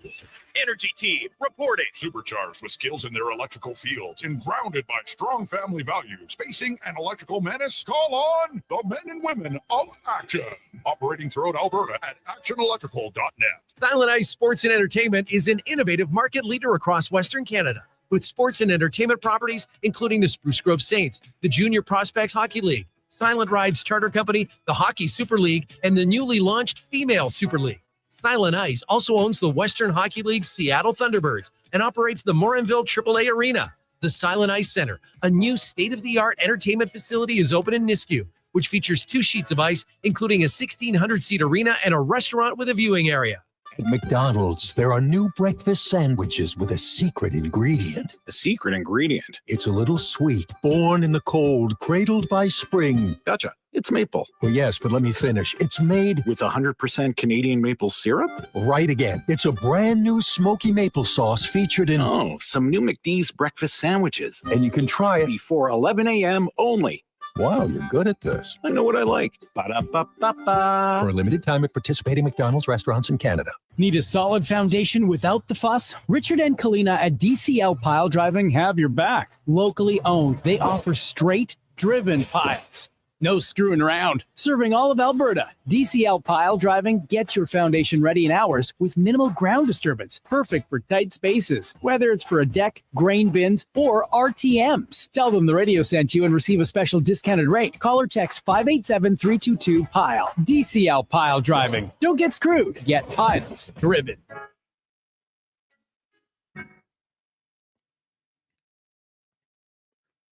Portions of this hour brought to you by the Edmonton Oilers. Make sure you've got your spot inside Rogers Place for this year's Stanley Cup playoffs by becoming an Oilers full or half season seat holder for the 2025-26 season. Head to edmontonoilers.com/season seats and don't miss out on great tickets going on sale this Friday at 10 a.m. Tricks, touchdowns, and home runs. Get it all with the Jason Gregor Show on Sports 1440. Presented by PlayAlberta.ca, Alberta's only regulated online gambling website.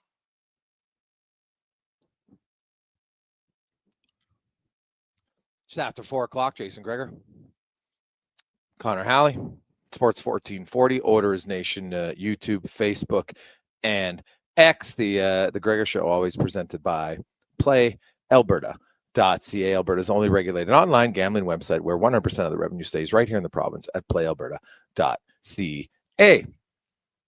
Now let's get to 5 questions brought to you by The Brick. Saving you more furniture, mattresses, appliances, and big screen TVs. So The Brick does, they save you more. The Brick. It's time for 5 questions on the Jason Gregor Show. All right, Jason, Gameday got asked the question, what happens tonight down in Sin City? And let's mix in a bold prediction as well. Go ahead. I am going to be not quite as well, I guess I'm pessimistic. Not optimistic, pessimistic in this one. I think that the Edmonton Oilers are going to fall to the Vegas Golden Knights. I'll say 4-2, but Leon Draisaitl continues the hot play, goal and an assist in the loss. Oilers lose 4-3 in overtime. And bold prediction.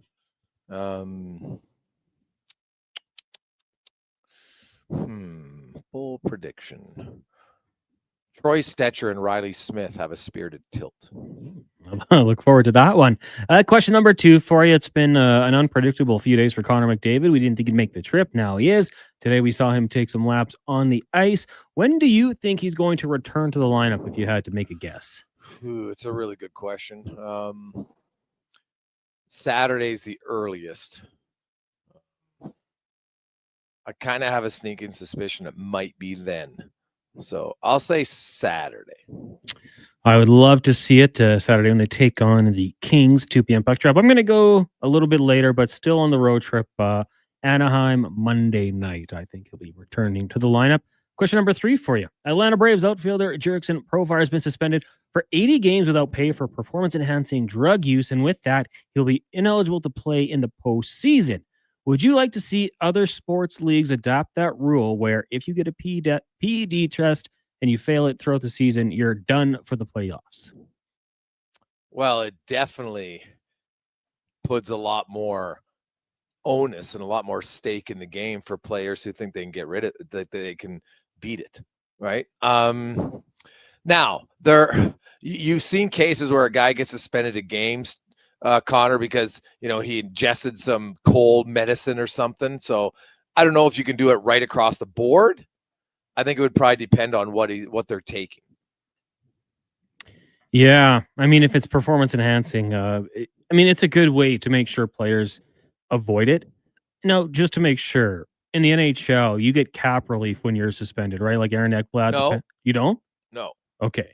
Good. I thought that no, you count on the roster. Aaron Ekblad counts on their roster. Okay, good. Yeah, I was gonna say if not, I'd love to see that continue as well. Like, shouldn't be getting cap relief, and I hope that would be a good way to deter it, so you're not affecting the impact of the team as an overall thing. But I don't mind it. I mean, I think if you really want to send that strong message, and I think Major League Baseball probably had to do it more than anyone, you do this, and that's a tough loss for the Braves.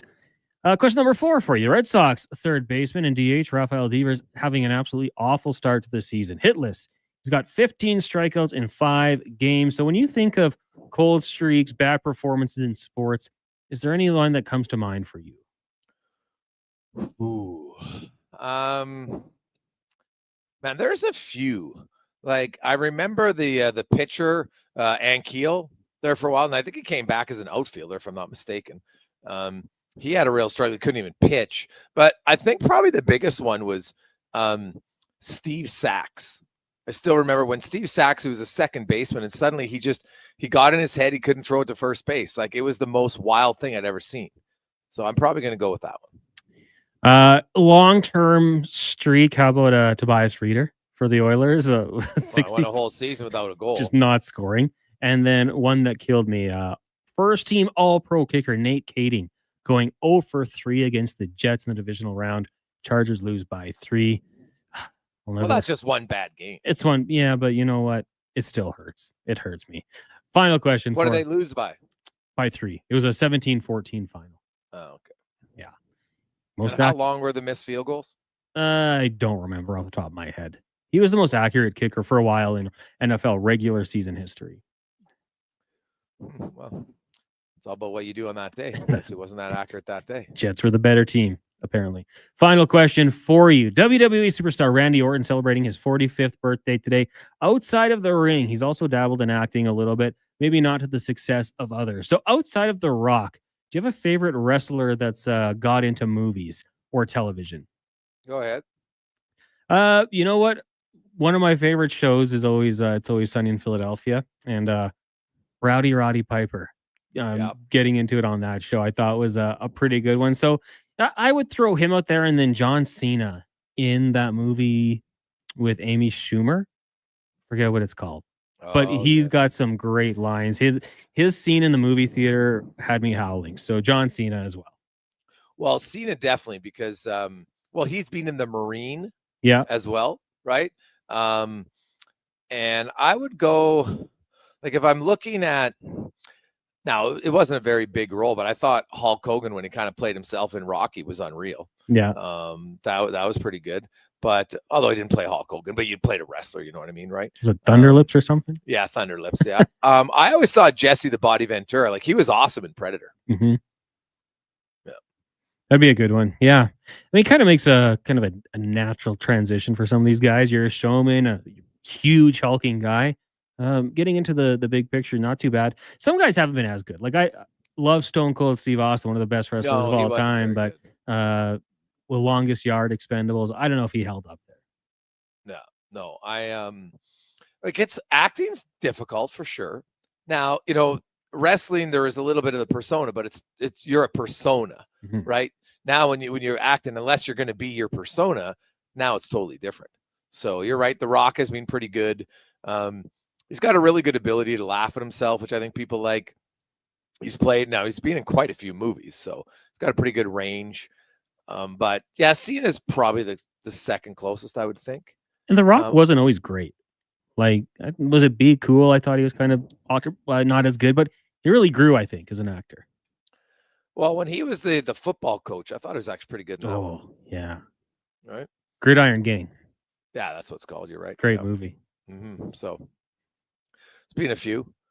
Hey, guy, what about Andre the Giant and Princess Bride? Well, he was in it. So he's just such a huge human that, hey, guys, Austin's best acting was in Grown Ups when he let Adam Sandler beat him. Yeah. Hey, guys, what about Dave Bautista as the best wrestler, Drax in Guardians of the Galaxy, James Bond villain, Inspector, bad guy in Dune films? Now, better than The Rock? But you're right. He might be second best. That's probably valid. But I don't know if he hasn't had more success than The Rock. No. For sure. Army of the Dead was actually an entertaining flick. The Rock and Ballers was pretty good too. Yeah, I like that one. Yeah, like, he's been in a lot. So, did you watch that show to the end? No, no, I didn't. I'm not alone. Yeah, I thought it kind of jumped the shark in the later seasons. That did. I think I watched maybe 3. Maybe I'm not even sure if I finished 3. I just found it kind of, because lately I've said, you know what, if a show's turning me off that much, I'm out. I don't need to be pot committed anymore. I always used to feel like, God, I'm committed, so I got to do it. I'm like, no, show stinks. I'm done. So it's like Yellowstone. I couldn't watch the end of it. I was just tired of it. Now, I do love 1923, by the way. You watch 1923? Season 2's out right now. Oh, I love that show. I haven't got into any of it. I know I should. We tried to watch the first episode. Ashley wasn't too into it, so we kind of stopped. But my mom's a huge fan of the series, and then there's prequels, I guess you'd call them. I've heard good things. One day. What about White Lotus? Still are stuck on the first episode. Oh my God. We'll knock off, one day. Declan was just telling me the finale is coming up this weekend. Is it only 8 episodes? I was debating that because I watched episode 7 last night, and I'm telling you, like, there's so many, like, I didn't know that Saxon, the one guy, is Schwarzenegger's kid. Yeah. I didn't know that, but Walter Goggins is his character in this season. He's fantastic. Right. I highly recommend it. So I actually quite like this here. John Grease is good as Greg Hunt. Like, they're typical in White Lotus. Anybody who watches it, there's not a lot of characters that you love. There's a few you're like, all right, okay, I can kind of see what I like, but there's not a ton. And so I'm kind of curious to see what's going to unfold. But Sam Rockwell and Walter Goggins. Did you ever watch True Detective? Yeah. Every season. Those two they should star in the next True Detective. I've told everybody it is one of the most funny, odd, uncomfortable scenes ever between those two when they go to Bangkok. So I'm going to say, Cons, just watch it. It is so funny. And when I got the backstory about it, so White, the guy who writes White Lotus, did you know he actually used to star? He actually was a contestant on Survivor. I did know that. Yeah. And so anyway, he was always really good friends with Sam Rockwell's wife, who's in the show. And so he just wrote in this part for Sam Rockwell and basically said, I'm going to get him to say these just lunatic stuff. And so it's quite funny. And I'm telling you, that scene, I have watched it a few times. It is so odd and uncomfortable that it's great. And I think those two specifically make the show for me. So I love White Lotus. I'm disappointed, though, that it's only 8 episodes. So that's unfortunate. Let's get to the Con Man and a Sports 1440 update brought to you by your Alberta GMC dealers. Truck month continues at GMC. Get a $5,000 cash purchase credit on a 2025 Sierra HD. See more at gmccanada.ca. Sports 1440 update. It is game day. The Edmonton Oilers on the road down in Vegas, taking on the Golden Knights. Puck drop in this one, set for just after 8 o'clock. We've got pregame coverage coming up at 6 with Andrew Walker and Donovan Paulson right here on Sports 1440. Elsewhere on the NHL, getting going shortly is the Caps taking on the Boston Bruins. Canadians host the Panthers. Sabres in Ottawa. Preds travel to Columbus. The Islanders host the Lightning. Red Wings in St. Louis.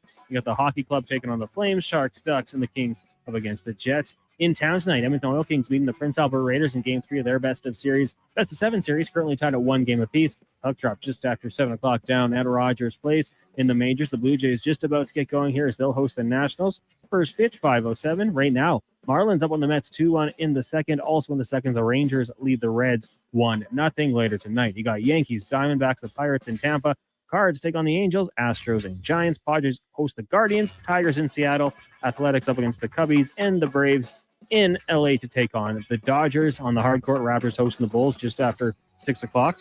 In Chicago. You also got the Trailblazers and Hawks. Knicks take on the Sixers, Suns in Milwaukee, Grizz, Warriors, and the Timberwolves taking on the Nuggets. And one game in the PWHL is the Sirens in Montreal. That gets going in about 5 minutes' time. Coming up next on the Jason Gregor Show, we'll be joined by Mark Spector of Rogers Sportsnet, and later on in the hour, we'll hear from Derek Van Diest of NHL.com. I'm Connor Halley. This has been a Sports 1440 update. Sports 1440 in West Edmonton Mall and Wetaskiwin. CKJR is a Stingray radio station. Download the free radio player app and listen wherever you go. Legacy Heating and Cooling is the #1 heating and cooling company for people who want heating and cooling, because you'll save a bundle by bundling. Then you can use hot, cold, hot, cold. Come on, thermostat, do what you're told. Turn up the heat, turn up the cold, till the vents start pushing out tornadoes. Bundle my furnace with some AC. Gonna get a new from Legacy! Oh, yeah. Save a bundle when you bundle your new furnace and AC from Legacy today. Plus no payments and no interest for 1 year. That's how you build your legacy. Legacy Heating and Cooling. At Papa John's, you get your everyday favorites for just $9.99 each when you order 2 or more items from the Papa Pairings menu. When you order more, you save more. Choose from medium one-topping pizzas, boneless wings, papadillas, breadsticks, cheese sticks, and desserts. It's easy to order all your favorites when they're just $9.99 each. So the next time your friends come over to eat your food, check out the Papa Pairings menu to save. Better ingredients, better pizza. Papa John's. I take possession of my commercial space in 3 months. I need lighting. I need a fire alarm. I need data. I need a generator. I need panels. Sounds like a job for the men and women of Action Electrical.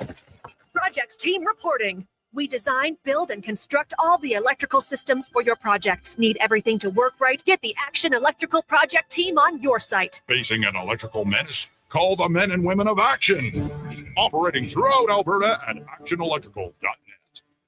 Iron deficiency is very common and can lead to a lack of energy, irritability, and anemia. Platinum Natural's Easy Iron at Vitality Health Foods is a gentle, fast-acting iron supplement that's easier for your body to fully absorb. Find it at Vitality Health Foods, where customer appreciation is the first Tuesday and Wednesday of every month. Truck Month is on now at GMC, and it's one of the best times to get behind the wheel. Gregor, Right now, get a $5,000 cash purchase credit on 2025 Sierra HD models with a 13.4-inch diagonal center touchscreen and available Duramax 6.6-liter turbo diesel V8 engine with Strudwick 470 horsepower. Plus, the most trailering assistance technologies in its class. Sierra has some serious hauling power and is the only off-road ready HD. Truck Month is on now. Ask your GMC dealer for details.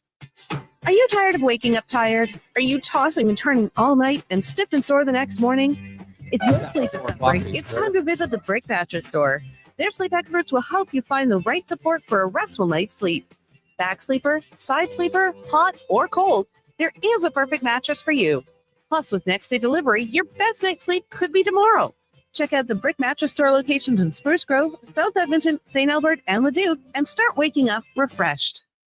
Farm, ranch, acreage, or lake lot. They're here to help at Bashaw Concrete Products. Family owned and operated for 60 years. They continue to provide the best products and service, period. Call now for your free quote on the highest quality ready mix and gravel, a new septic tank, or an outhouse pad and tank. Plus precast cattle water pads, garage sumps, and more. Call 780-372-3854 for prompt delivery. Bashaw Concrete Products. 780-372-3854. BashawConcrete.com. Portions of this hour brought to you by Can Torque. We offer sale, rental, repair, and calibration of hydraulic, pneumatic, and battery-powered torque wrenches, stud tensioners, and flange maintenance equipment. Order today at cantorque.com. The Jason Gregor Show, the best of Edmonton sports talk and beyond. This is Sports 1440. Presented by PlayAlberta.ca, Alberta's only regulated online gambling website.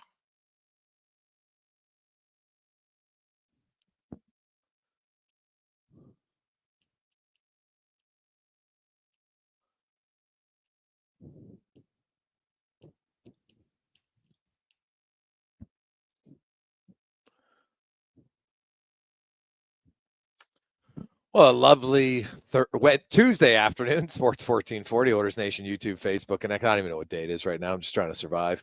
I just took a sip of Dayquil. I've never had one before. This might be the worst thing I've ever had. Oh, gross. So, but hopefully it works. So we'll see. Welcome back. Gregor Show is always presented by PlayAlberta.ca. Get your tickets. Lotto Max, $17 million up for grabs at PlayAlberta.ca.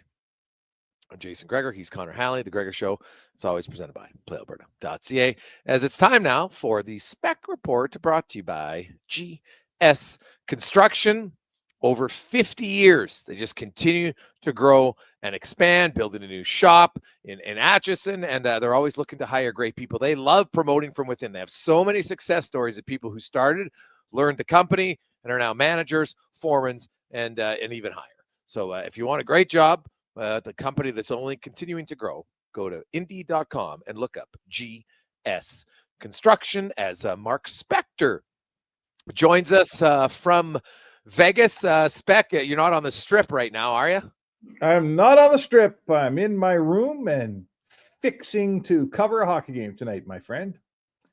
All right. Connor McDavid on the ice today. Obviously not playing tonight, but that's a good sign. Trent Frederick's on the ice. Evander Kane's on the ice. So at least there's some signs of injuries trending in the right direction. Yeah, they had a whole line of guys wearing gray jerseys this afternoon, or this morning, I should say.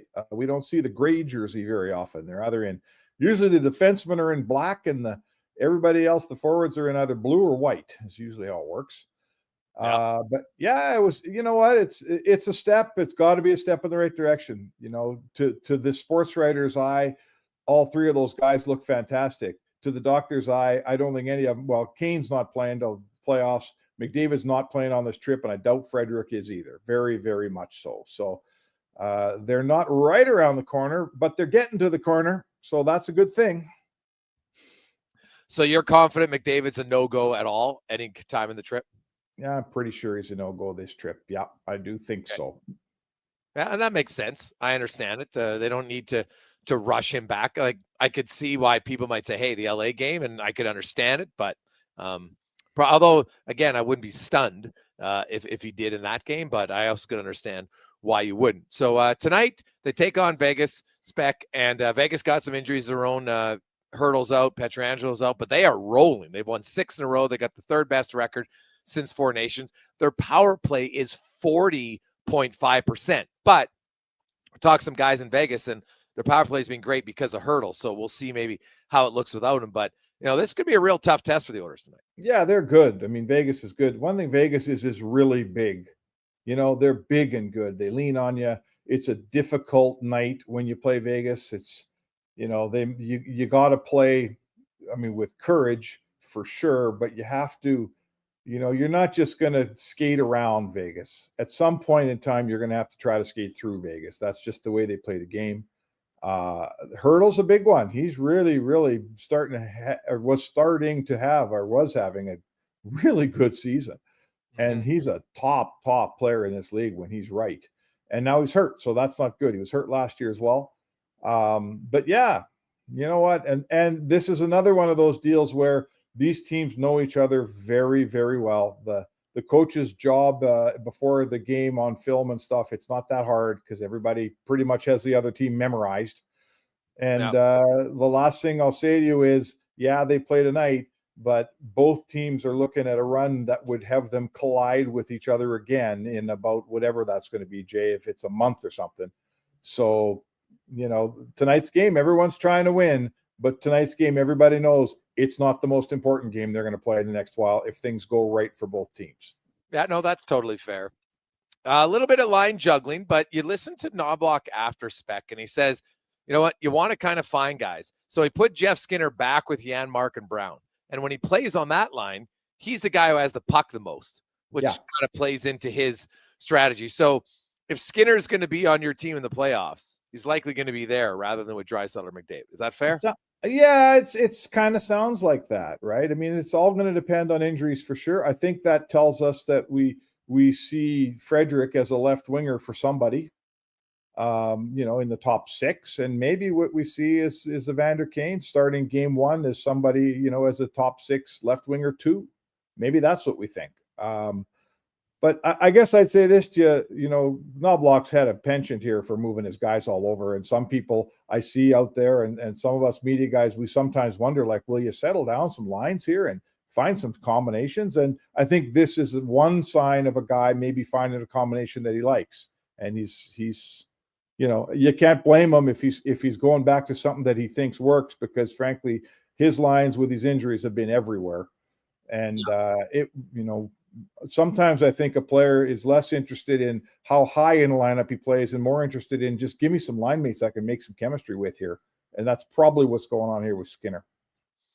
I look at Frederick Spec, and you saw him and you said he looks good, which is a big bonus. Yep. No question.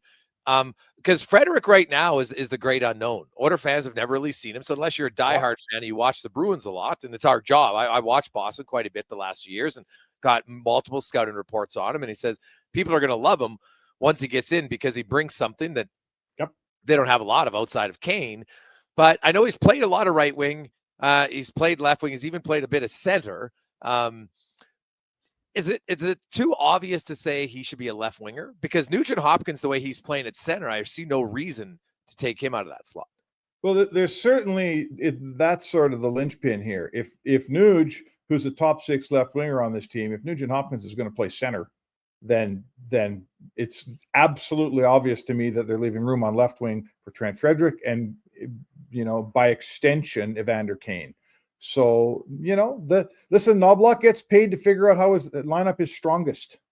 Yeah. And if he thinks it's strongest with Nugent Hopkins at center, he certainly has enough left wingers around here to make up, make up the slack, right? And Frederick's, I had a long talk. I'm going to write him likely tomorrow, but he said this is the longest I've been out in my life. I've never been out this long at any level of hockey. He went out of his way to talk about, I didn't ask him, but he's kind of steered the conversation to the players and everyone have gone out of their way to make him feel like part of the team. Like, this is him talking. He said, yeah, I'm getting invited for dinners. I'm getting included in everything. He said, today was the first day I actually got to dress in the same dressing room with all these guys. It was awesome. He says, but I've been around the table with them. It feels like for the last 3 weeks or whatever it is every night. So my point would be, and I'll try to write it more eloquently tomorrow, but my point would be, there's a big, the thought bubble in Edmonton is, man, whatever happens with Frederick this year happens, but oh boy, I hope we can sign this guy, right? And him being injured is sort of gets in the road of that a little bit. I'll give you that. But the guys on the roster are thinking the same thing. The guys on the roster are including this player, and it seems to me like they want to make him part of this thing. And when the decision comes on July 1st, Trent Frederick's going to have a bunch of guys that have treated him exceptionally well, that he wants to be around, and maybe they can do their part to help this guy sign here longer term. Well, I think it would be obvious, because he just brings parts of his game that are hard to find, right? Like, there's how many guys in the NHL can score 15 plus goals, 20 goals, kill penalties, be physical, be tough? 10? Yeah, and give you a size. Like, he's a big boy. Yeah. So I could see, I can see why. Now, you're just being a good teammate anyway. The new guy comes in, you want him to get comfortable. Like, that's Captain Obvious. But I think if you look big picture, I honestly think when the trade was made, it was in the back of their mind. They were like, this is a player we want now, but this is a player we want to re-sign in the summer. Yeah, I'm sure management's thinking that. And listen, the guy's a UFA. And like, I always, like, we talked a little bit about that, and I won't scoop myself entirely, but I always say, I always look at these things like, I got a 29-year-old son, right? That's older than Trent Frederick. But I always think of these things, how I would direct, if my son asked, what should I do? I would say, whatever you do, don't sign in Edmonton now, right? Play it out, get some experience there, live it out there, do your playoff run. You're so close to July 1st now. Why would you not make your decision as late as you can? I fully don't expect a Trent Frederick contract in the next 3 weeks.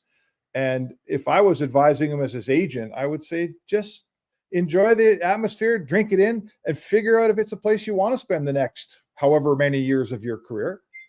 And it's the Oilers' job to make him, wake up in the morning of July 3rd or June 30th and say, man, there's only one place I want to play, and that's Edmonton. And the advantage the Oilers have is they've got a couple months to make that happen.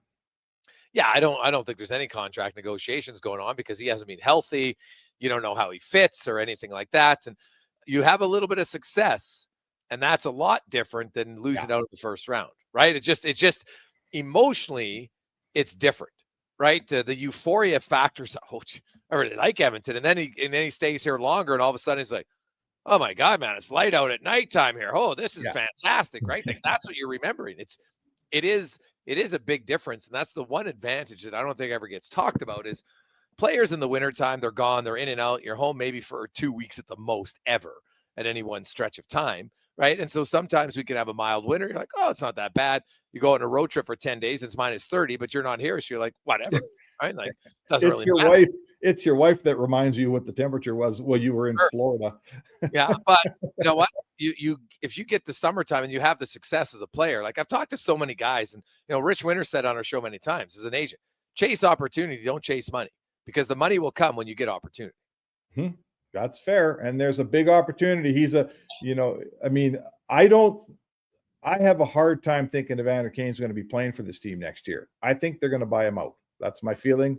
Let's see what happens. I think so. That's my opinion. I haven't had anyone tell me that, but I sense it. So this guy's a unicorn on their team. There is opportunity here to be Trent Frederick, man. They need Trent Frederick here. There's a lot of shifts for Trent Frederick. There's a lot of players, that he needs to keep the flies off of a little bit, and guys that could pass him pucks for him to post totals he's never posted before. So yes, you're right when you say chase opportunity. There's a ton of it right here for Trent Frederick for sure. You sign a 3-year deal in Edmonton, you have good 3 years, then you sign a 5-year deal that's a home run deal. You know what I mean? Like, because he only played like he's not going to command a massive salary because his goal totals in the regular season aren't that great. Now, I guess if he goes hog wild in the playoffs, well, that's a different story. But his stats aren't going to command huge numbers. But and I've talked to scouts and I've talked to GMs. A player like Frederick is automatically going to get more because he brings you elements that not a lot of guys have. And so it's not just always about goals and assists with a guy like that. Like, look at Olivier in Columbus. Look at the term he got. Now, he does have 16 goals. Pretty nice. But look at the term he got. Yep. Yeah, and I'd add this. The team that gave up a bunch for you at the deadline sure would be the team that wants to sign you and be able to look back on that trade and say they didn't give up picks and players for a guy that played, 1 round of hockey or 2 rounds of hockey for him. So Edmonton won't get outbid on this thing. I think I can guarantee you that. And lastly, to goaltending, Pickard's going to start tonight against the team that took him the number 1 overall pick in the 2018 expansion draft, Calvin Pickard, who then ended up not even getting signed by them, unfortunately. That's right. I forgot completely about that. He was the number 1 first pick overall. So we had him on the Business of Sports talk about that a few weeks ago. But he starts tonight. Is Rodri getting the start, win or lose, in San Jose on Thursday, do you think? I don't know. No one's telling me, and I'm trying to find out. So that almost tells me that there's a good chance of it. I don't know. I think he should. I think I talked to him this morning. He'd love to play. He said, man, I've been waiting a long time for a start here. So, everyone involved would love to see the kid play. I can't see them denying him a start on this trip somewhere along the way. I just can't see it. But if you're asking me if I have a concrete evidence to go on, I do not have that yet. Chris Knobloch would not fess up today when asked. Yeah, well, probably doesn't want to put the pressure on the kid any more than he has to. So I guess I can see his point in that one. Spec. Lastly, Vegas obviously rolling. They don't have anybody really injured. Hurdle's banged up and isn't going to play this week for sure. Might not play for the rest of the regular season. But Pietrangelo, I hear, is going to be skating on the ice tomorrow. Like, is Vegas hiding in the weeds, or is Vegas just a good team but not a great team? Well, they're good enough to have pulled away with this division. How many guys did they have? What was their status in Four Nations? I'm trying to think. I mean, they had Pietrangelo didn't go, right? But he never missed any regular season games. Yeah. He just didn't go. Pietrangelo didn't go. Theodore went there and broke his wrist. Yeah. Who else did they have in that tournament? Stone was there. Yeah. So, I mean, my point is, Edmonton had a few guys and came out of that Four Nations, and it hasn't been pretty. Vegas had some guys there, and they've been one of the better teams in hockey since that Four Nations. So, they've managed to the extra games didn't hurt their guys somehow. And they're just good. I don't know, hiding in the weeds. I don't know if you can pull away with your division in first place and be hiding in the weeds there. They're standing there waiting for two things. One, they might end up getting St. Louis, which is no reward for winning your division. Let's see where this wild card fleshes out. But if St. Louis passes Minnesota, that Blues Golden Knights series would be an unreal first round series, man. Yeah. That's not much of a reward if I'm Vegas, but they're very, very good, very, very experienced, very, very big. I'm not going to make any picks right now. The Oilers have to get through LA, and that's going to be a chore. But if they were to do so and rolled in here for game 1 of the second round, I'd have to think long and hard about who I'm picking to win that series, man. Oh, that'd be a great series. I'd love to see it. A little bit of a rematch. It would be a few seasons ago. Spec, enjoy Vegas. Put 50 on red for me, and I will chat with you tomorrow. Sounds good, brother. There you go. That's Mark Spector, the Spec Report, brought to you by GS Construction. We'll continue on the Oilers talk. Of course, they're taking on the Golden Knights. Derek Van Diest. The Flames, huge win last night. We'll talk about a little bit of a playoff push and more on the Gregor Show, presented by PlayAlberta.ca. Play Alberta has hundreds of casino games right at your fingertip. Join thousands discovering why Fortune Coin is one of Alberta's most popular games. Fill your reels with golden coins, multiply your prizes up to 6 times, and turn good spins into legendary ones. Land the fortune coin symbol to win cash. Trigger the jackpot, launch the free spins bonus, and watch as the dragon takes over your screen. New players get 100 free spins only on playalberta.ca. Claim your offer today. Volvo Cars Edmonton invites you to their biggest sale of the year. The March showroom event is on now. Lease or finance a 2025 XC60 plug-in hybrid from 1.99% and save $3,500. Lease a 2025 XC90 plug-in hybrid from 1.49% and save $5,500. Lease or finance a 2024 XC40 plug-in hybrid from 0.49% and save $2,500. Don't miss the March showroom event at Volvo Cars Edmonton. Great vehicles, better service. Only at VolvoCarsEdmonton.com. Silent Rides is one of Alberta's premier bus charter companies. With state-of-the-art motor coaches, we provide our customers with the safest and most reliable ground transportation. Our seatbelt-equipped buses have become the preferred carrier for many local sports teams, tours, corporate outings, and other various travel across Western Canada. For more information and to request a quote, call 1-877-748-0991 or visit silentrides.ca. Iron deficiency is very common and can lead to a lack of energy, irritability, and anemia. Platinum Natural's Easy Iron at Vitality Health Foods is a gentle, fast-acting iron supplement that's easier for your body to fully absorb. Find it at Vitality Health Foods, where customer appreciation is the first Tuesday and Wednesday of every month. At McDonald's, there are new breakfast sandwiches with a secret ingredient. A secret ingredient? It's a little sweet, born in the cold, cradled by spring. Gotcha. It's maple. Well, yes, but let me finish. It's made with 100% Canadian maple syrup? Right again. It's a brand new smoky maple sauce featured in... Oh, some new McD's breakfast sandwiches. And you can try it before 11 a.m. only. Wow, you're good at this. I know what I like. Ba-da-ba-ba-ba. For a limited time at participating McDonald's restaurants in Canada. Don't settle for being on the rate of last resort if you don't have to be. Check your most recent electricity bill.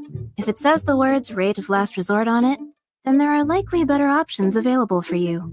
In fact, you could save hundreds of dollars per year by switching plans.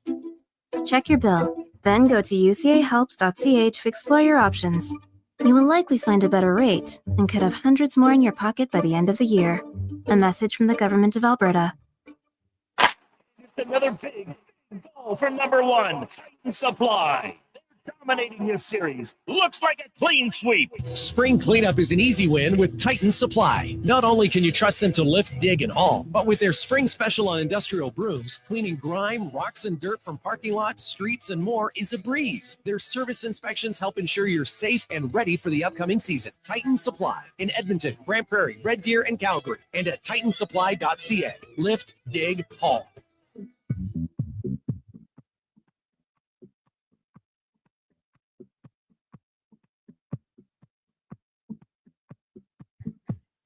Portions of this hour brought to you by Strudwick Liquor. Strudwick is a house of curiosities, a mom and pop, a curated experience that is equal parts wine tastings and 2-4s for May long. See more at StrudwickLiquor.com. From puck drop to kickoff, it's the Jason Gregor Show on Sports 1440. Presented by playalberta.ca, Alberta's only regulated online gambling website.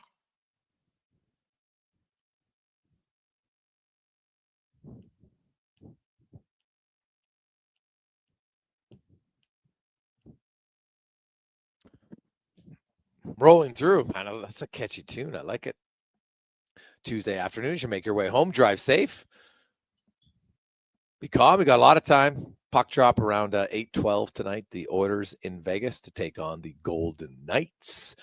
You'll have a Pickard versus Hill. No McDavid, no Ekholm, no Skinner, no Frederick and Kane. But McDavid, Kane, and Frederick were all skating in Vegas. Today they're on the trip. Ekholm and Skinner are not. Pietrangelo not playing for Vegas. Thomas Hertl also not playing for Vegas tonight. So both teams are missing some key guys.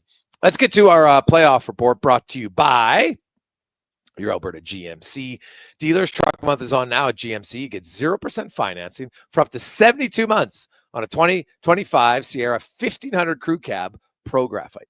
See more details at gmccanada.ca. as Derek Van Diest from NHL.com joins us, covering the Jets and the Canucks and the Oilers and the Flames. And the Canucks and the Flames are on life support right now, DVD. But the Flames last night, just when you count them out, their fourth line comes out and scores 2 goals in a minute and gets them to overtime, then to the shootout. And they end up coming away with 2 huge points to keep their slim hopes alive. Yeah, they're proving to be a tough out, aren't they? Like that was a great win last night, and you know they got to get back at it today. But I thought, yeah, big win last night to come back. I thought at 2-0 it was done in the third period. I was watching that game. 2 big goals, and then it's funny because in overtime I think the Vladar cleared the puck. It was like right on the goal line, right on the post there. There's an opportunity, and they were able to get it off the line. Then they come back and win the game in a shootout. They're going to be tough it's going to be tough for them to get in, but I think it's exciting for them. And I think just the race itself is going to be good for a lot of those kids on that team, a lot of those young players on that team to be able to play those meaningful games. They got to put a string together here. What does Calgary have? They got 9 games left. I figure they have to win 7, maybe 8 of them to get in. So it's going to be a tough haul here. But I think they're tough to kill off. Every time you think the Flames are done, they come back with a big gritty win like that. And I think a run like that does bring a team together. They may not get there, but I think it will go a long way in the development of this hockey team. And I know when the Oilers were trying to do their rebuild, for the life of them, they just wanted to play meaningful games in March. They wanted to play meaningful games in April because the season had been done so early. And you're seeing this Calgary now with an entirely revamped roster than they had in 2022 when they played the Oilers in the Stanley Cup playoffs. The big revamped roster, and they're getting it done. And I think this is going to be huge dividends for this team, and it's exciting. And I've known that I've counted them out so many times this year, I've lost track. So you just can't count them out. They're going to fight to the end, and until they have that elimination by their name, they're going to keep fighting. Yeah, I give them credit. You're right. They haven't gone away. Now they're in Utah tonight. They got to win and maybe hope that they can get a little bit of help on the out-of-town scoreboard because, they're St. Louis is taking on Detroit tonight, and Detroit's another team I think that's on thin ice. But, they get a win. You got Montreal, who's they could sweep Florida tonight, and they're up early. Josh Anderson scored. Lane Hudson has his 55th assist as a rookie. Pretty impressive for him. So a good start there. But, you have the Blue Jackets who got a goal from Marchenko. They need a win. Like, there's lots of teams battling here tonight, DVD. Now, the Oilers game, doesn't have the excitement of, oh, my God, if they lose, they could really be in trouble. But it does have the home ice factor because the Kings are playing the Jets. And, the Oilers could actually, leapfrog LA here if they can get a win and LA loses against the Jets. Yeah, and the Oilers, to me, I think they need second place, Jason. I think they need home ice advantage in that series. It's to me, I've always been saying it's tough to beat a team 4 times in a row in the playoffs, and I do think that the Oilers still have a better team than the Kings do. But it's tough to do it, and it's tough to do it if you don't have home ice advantage. If you start the series on the road, if you don't have a Game 7 in your own building, it's going to be tough to do. And I think they're looking at that, and to them, I think the Oilers, it's important for them to have that home ice advantage. And they talked about early in the season saying, hey, we need to kind of soften our road to the Stanley Cup final, per se. We need to ease your opponents maybe in the first and second rounds. We have a lot left in the tank in the third and fourth round. Well, if you start on the road in round 1, you're going to be on the road the entire playoffs, and you're not going to have home ice advantage throughout the entire playoffs. So yeah, that's going to make it really, really tough to kind of get through the Stanley Cup playoffs. So I think it's really important to them. Vegas, I don't think they'll catch Vegas. Vegas went on a run when they needed to. They're playing great hockey right now. But it's going to be tough. It's going to be a grind until Connor McDavid comes back, until Matthias Ekholm comes back, until Frederick gets in the lineup, until they get their starting goalie back. They're just going to have to grind through these games and try and just get as many points as they can. Obviously, Leon Draisaitl's back. That's a huge thing for them, but they need other guys to step up in that place. And you're hoping it all kind of comes together just before the playoffs with 3, 4, 5 games left in the playoffs. They get their whole roster back, and then you can go from there. But yeah, it's going to be a tough haul here for the Oilers, but I think it's very, very important for them to try and get home ice advantage in that first round against the Kings. If you look at the roster, and we assume, Frederick and Kane come back, that Jones and Kapanen come out. Let's just make that argument. So then McDavid comes back in. They need another forward to come out. And that's probably going to be Perry, Skinner, Podkolzin, Janmark, or Brown. Of those 5, Perry, Podkolzin, Janmark, Brown, Skinner, if everybody's healthy, who do you think's the guy in the press box on opening night? It's tough to take Perry out because all he's done this season, Podkolzin and Draisaitl, they work so well together. I would think Connor Brown might draw the short straw here. He's doing well killing penalties, but I think his 5-on-5 game has to be better. Janmark does a lot for this team. Same thing, kills penalties. He can take a draw if he need to, but I think he's a valuable cog. I wish he had better hands because he'd have a few more goals. Like, this guy has awful hands. Kind of reminds me of Todd Marchand back in the day. Guy could fly, get up and down the ice, couldn't score to save his life. So I think they need him just in a defensive checking role. So I would look down that list, and it's a tough call, but I would say Connor Brown comes out of lineup. And I don't know if, Perry, throughout the playoffs, you play in the entire playoffs, he's looked so good during the regular season. He's played so well, and he deserves to be on that spot, in my opinion. You need Corey Perry in your lineup to start with game 1 of the playoffs, just for what he's done the entire season and how well he's played. Yeah, I don't know if he's an every night guy, and I think we remember Connor Brown wasn't in the lineup when the playoffs started last year, and then turned out to be a real great impact player for them on the penalty kill as the playoffs went along. So I think it's fascinating. Honestly, it might come down to health. We'll see Kane and Frederick and how they look, but obviously not Kane. We're not going to see him until the playoffs. Although I guess there is that outside chance of the LTIR conditioning stint that he could go on. I have no idea if he will, but he could. And to me, I think it would be smart if he did, but we'll have to see. Derek Van Diest joins us. Skinner is back with Janmark and Brown. And when he's on a line where he's the guy who's expected to have the puck the most, I think that's when he's had his most success. So I understand why the coach puts him back there. And part of me thinks, like, this is the coach saying, hey, this is where I think you're best, and we're going to keep you there. Like, he's not going to be a guy who ends up playing in their top 6.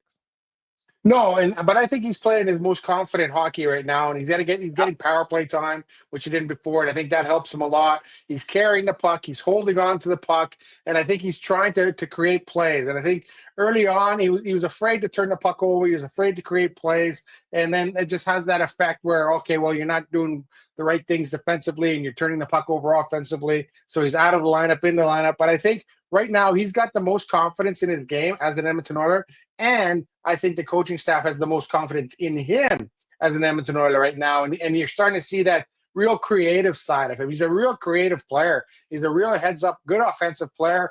He's a guy that can finish. He hasn't finished as much as he has in years past, but you're seeing that creativity now. And it starts, being defensive responsible. That'll lead to offensive opportunities. And I think we're seeing that with Jeff Skinner. And I think that's something that the Oilers try to hammer into him. Hey, we want to win here, and in order to win, you have to be defensive responsible. You have to be good in your own zone, and then we'll worry about the offensive zone. Leon Draisaitl has said it. Connor McDavid has said it. Zach Hyman has said it. All those guys have bought in. And so I think right now Jeff Skinner has bought in, and now you're starting to see him play with a lot of confidence, which is a good thing for the Edmonton Oilers moving forward, because in the playoffs, you do need secondary scoring. That's massive in the playoffs. You need guys on your third and fourth line to contribute offensively and do all the other things they do as well. DVD, the Vancouver Canucks, some reports that they'd like to get Tocchet signed to an extension, or at bare worst, that they do have an option to keep him for one more year. There's been so much drama around that team pretty much all year, and it's quieted down a little bit. I think it would be smart to bring Tocchet back. You know what? You're just going to give your team another excuse as to why they failed by getting rid of the coach. And do you see a 2 or 3 year extension in the cards here for Tocchet coming in the next few months? I see them offering it to him, but I'm with you, Jason. That's been such a dysfunctional organization this season. There's been so many distractions. There's been so many things going on. And to me, it starts from the top down. Like, it starts from ownership down, and it kind of trickles through the organization. And Rick Tocchet, to me, just knowing him and talking, he's a no-nonsense guy. He's really straight up. He knows what he wants. And I don't know if he's going to try and coach a team here with this clown show going on, with his drama in the dressing room, with, interference from the ownership. Because this is a guy that to be honest, if he's on the free agent, like he's on the market as a coach, a lot of teams would want to have him as your coach. A lot of teams would go after Rick Tocchet, in my opinion, as a head coach. So I don't think he's in a situation where I desperately need to keep this job or else no one else is going to hire me. So I think he's going to do a lot of soul searching here. I do think the Canucks want to bring him back for the stability and for what he's done for the organization. But I think he's going to look around and say, do I really want to be associated with all this stuff that's going on? And you could see it, like he's exasperated by it sometimes. You can just see it in the press conferences. You can see it talking to him. He's like, when is this going to end? When is this ride going to end? Like, when are we going to just focus on winning and doing what we need to do to win and forget about the drama here, the drama like everywhere. And I think it'll all come down to what Rick Tocchet wants to do, because he will have some options once the season is over. DVD, what do you make of the lawsuit from Bayern Munich and Soccer Canada? You know, okay, the thing is like, I think they're going to have to come up front and figure out what was the injury that he picked up against Mexico and how much did Alphonso Davies play in saying, hey, I'm the captain of this team. I'm going to be out on the field. I want to play. Because I'm pretty sure Alphonso Davies does whatever he wants for that organization, for that team. And if he says, my knee's not feeling great, I don't know if I should try it. And if the doctor said, you know what, your knee's a little wonky, I don't know if I'd want to play, he wouldn't have played. I think it's all on him. And he said, I want to play this game. There was a lot associated with this game.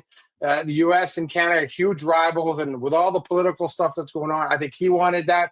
But it's going to come down to who knew what and what was the situation and who makes the final call. But I don't think this is going to be set a good precedent here, because this could really unravel international teams and international players. And it's a tough situation when you're paying your star player, and then he goes away for a week or two to play with the national team, and then he comes back injured and you've lost him. This is an age-old story, but I've never heard of a federation or a club team suing a federation. I don't see the Germans doing this. I don't see the Italians doing this. I don't see the Spanish or the Brazilians or Argentines doing this. So, yeah, maybe they're thinking, okay, it's Canada. Maybe we can get away with it. But I'm pretty sure FIFA's going to put its foot down and say, not a chance, because this is FIFA's product.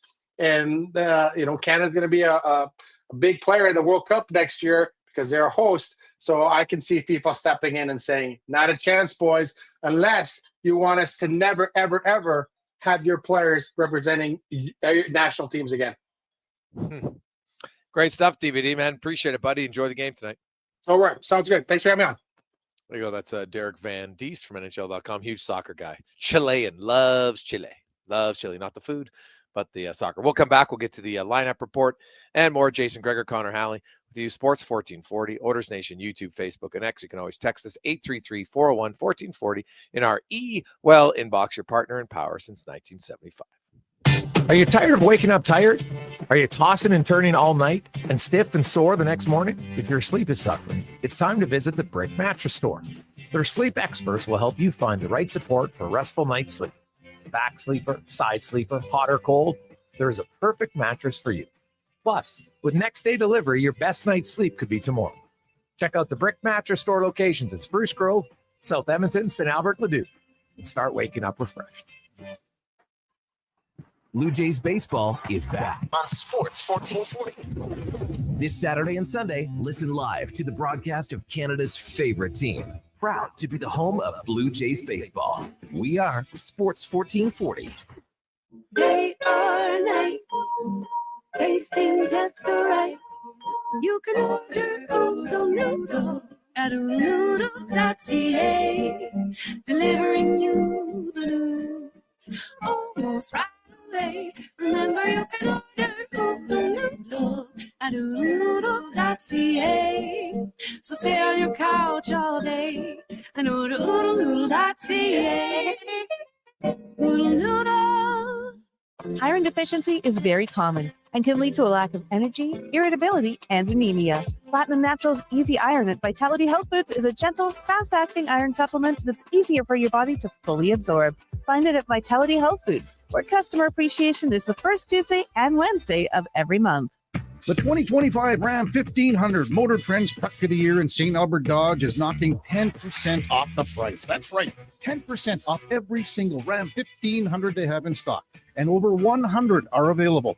These are the 2025's new interior and drivetrain options with increased horsepower and better fuel economy. Other dealers save their best deals for last year's model. At St. Albert Dodge, they're taking 10% off the newest, hottest truck on the lot. That's how easy it is to do business at St. Albert Dodge. Need a solid foundation without the fuss? Richard and Kalina at DCL Pile Driving have your back. Locally owned, they offer straight, driven piles. No screwing around. Serving all of Alberta, DCL Pile Driving gets your foundation ready in hours with minimal ground disturbance. Perfect for tight spaces, whether it's for a deck, grain bins, or RTMs. Tell them the radio sent you and receive a special discounted rate. Call or text 587-322-PILE. DCL Pile Driving. Don't get screwed. Get piles driven.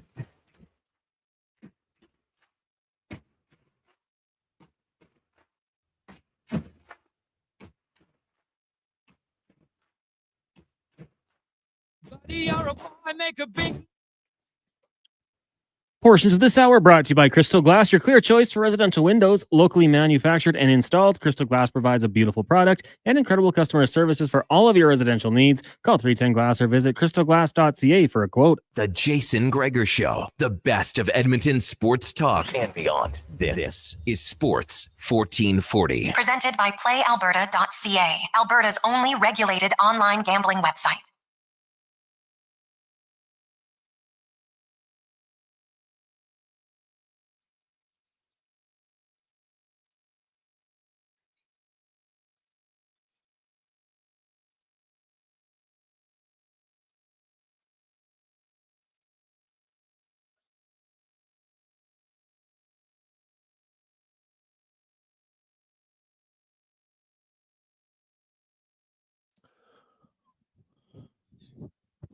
Jason Gregor, Connor Halley rolling through on a lovely Thursday afternoon. As we wrap things up, we get to the lineup report brought to you by Sherwood Power Sports and Marine, where, hey, you know what? Look outside. I know it's a little snowy, but close your eyes. $105 bi-weekly will get you in a boat this summer, baby. Woo! How good would that be? Cruising, let your hair, if you got any flowing, get that ATVs and more. Assured Power Sports and Marine. The Edmonton Oilers lineup tonight will not have McDavid. It will not have Ekholm. It will not have Stuart Skinner.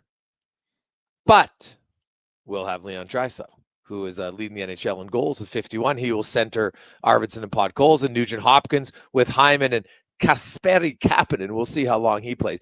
Kasperi Kapanen, in his last 10 games, has 5 shots on goal. He's playing 12 minutes a night. He's getting a half a shot a game. Get the hell out of here. The guy's maybe got the best release on the team, and he's not using it. To me, this is last chance saloon for Kasperi Kapanen. I think this is a coach saying, here you go, kid. Show me that you're going to use your shot.